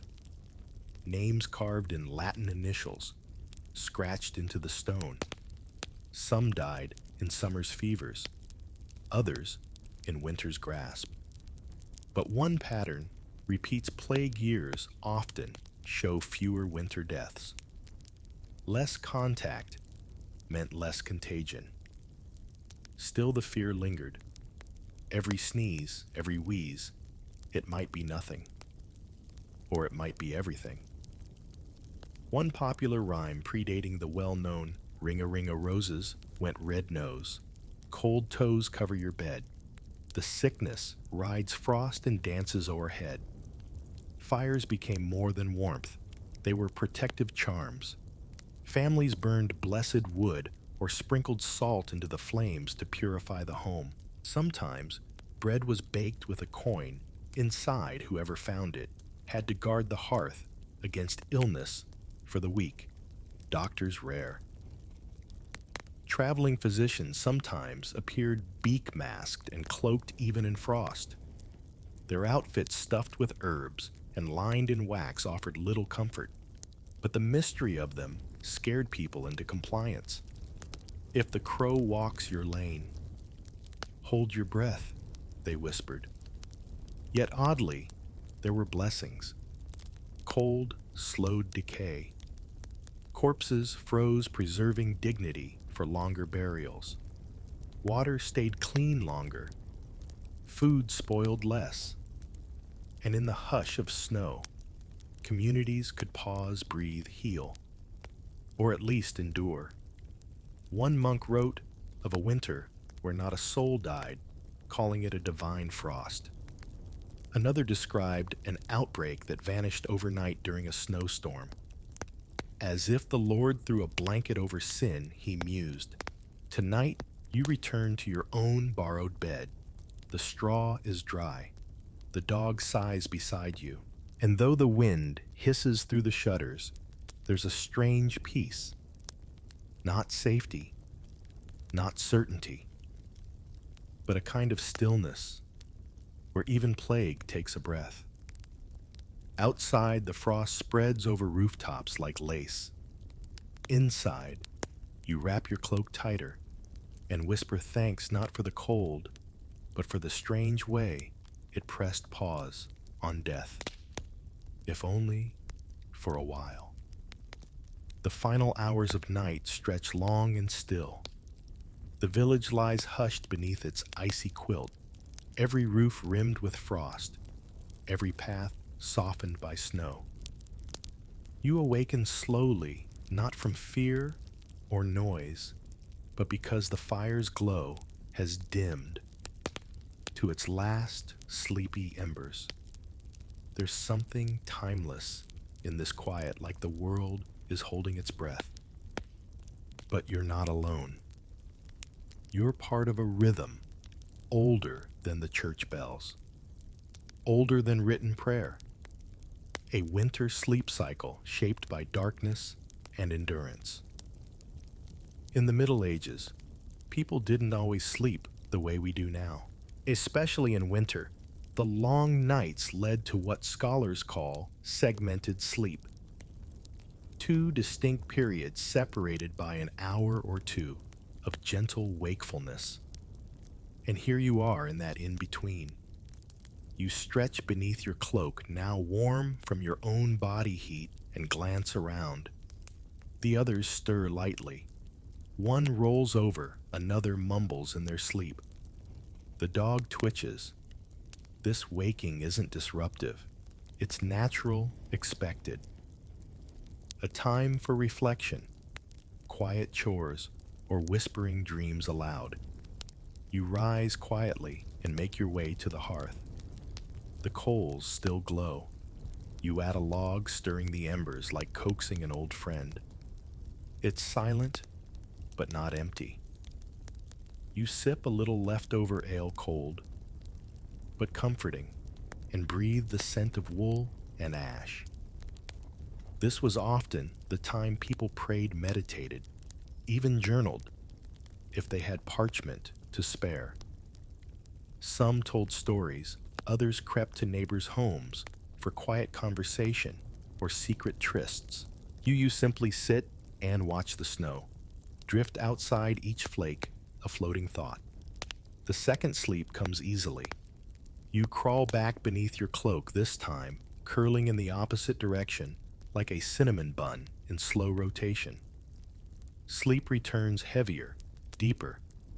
It's not rushed. Time doesn't press here. Winter bends the clock. And with sleep comes dreams. Not grand or prophetic, but vivid. The medieval mind freed from electric light and schedule drifted deep in dreams. Stories of warmth memory, lost faces, or mythical beasts in snowy forests. Historians still debate the purpose of these double sleeps, but one thing is sure, they gave people time to breathe even in slumber. Come dawn, the house begins to stir again. You hear creaking, coughing, the soft curse of someone stepping on a cold floor. The rooster finally earns his oats. Outside, the sky blushes with early light. Not sun, just the idea of it. You step out, boots crunching through powder. Your breath curls upward. The village isn't bustling yet, but there's motion. A chimney smokes. A sheep bleats. Somewhere, a bell rings softly. Winter's still here. The chill still bites, but something has shifted. A new rhythm has begun. You've eaten the porridge layered, the wool sung the songs, faced the illness, and outlasted the darkness. Not with drama or heroics, but with warmth, stubbornness, and the deeply human art of getting through. And so, as the wind sighs through bare branches, and your footprints mark the first path in the snow, you whisper to yourself, not a prayer, not a proverb, just a quiet, hopeful truth. You made it through the night. The snow drifts gently now, each flake settling like a final period at the end of a long, quiet sentence. The fire has burned low, its last light flickering soft gold on the stone walls. You're wrapped in stillness, in wool, in the memory of footsteps, crunching snow, and voices lifted in winter song. Outside, the village breathes in sleep. The rooftops gleam with frost. The night once harsh now folds itself gently around every window and wall, like a quilt of cold silk. Even the wind has quieted its mischief spent. Your hands are warm, your breath is even. Somewhere nearby, a dog sighs in its dreams. A cradle creaks. A monk stirs for morning prayer. But for you, the world has narrowed to one small, perfect moment. You're no longer a visitor. You're part of this rhythm now. The second sleep calls. The cloaks are heavy but not burdensome. The straw mattress is uneven, but somehow just right. And the silence, it holds you. It soothes. Let your eyes grow heavy. Let your thoughts blur like candlelight through horn-paned windows. There are no chores waiting, no frost-bitten errands, just dreams quiet odd and warmly impossible. You've traveled far tonight, not in miles but in memory. Through cold kitchens, smoky chapels, and carols on cobbled lanes. You've shared warmth with monks and goats, faced ghost stories and ginger root cures. And you've learned what medieval winter was and wasn't. So now, sink into the hush. Let the embers glow. Let sleep take you back gently into that second slumber.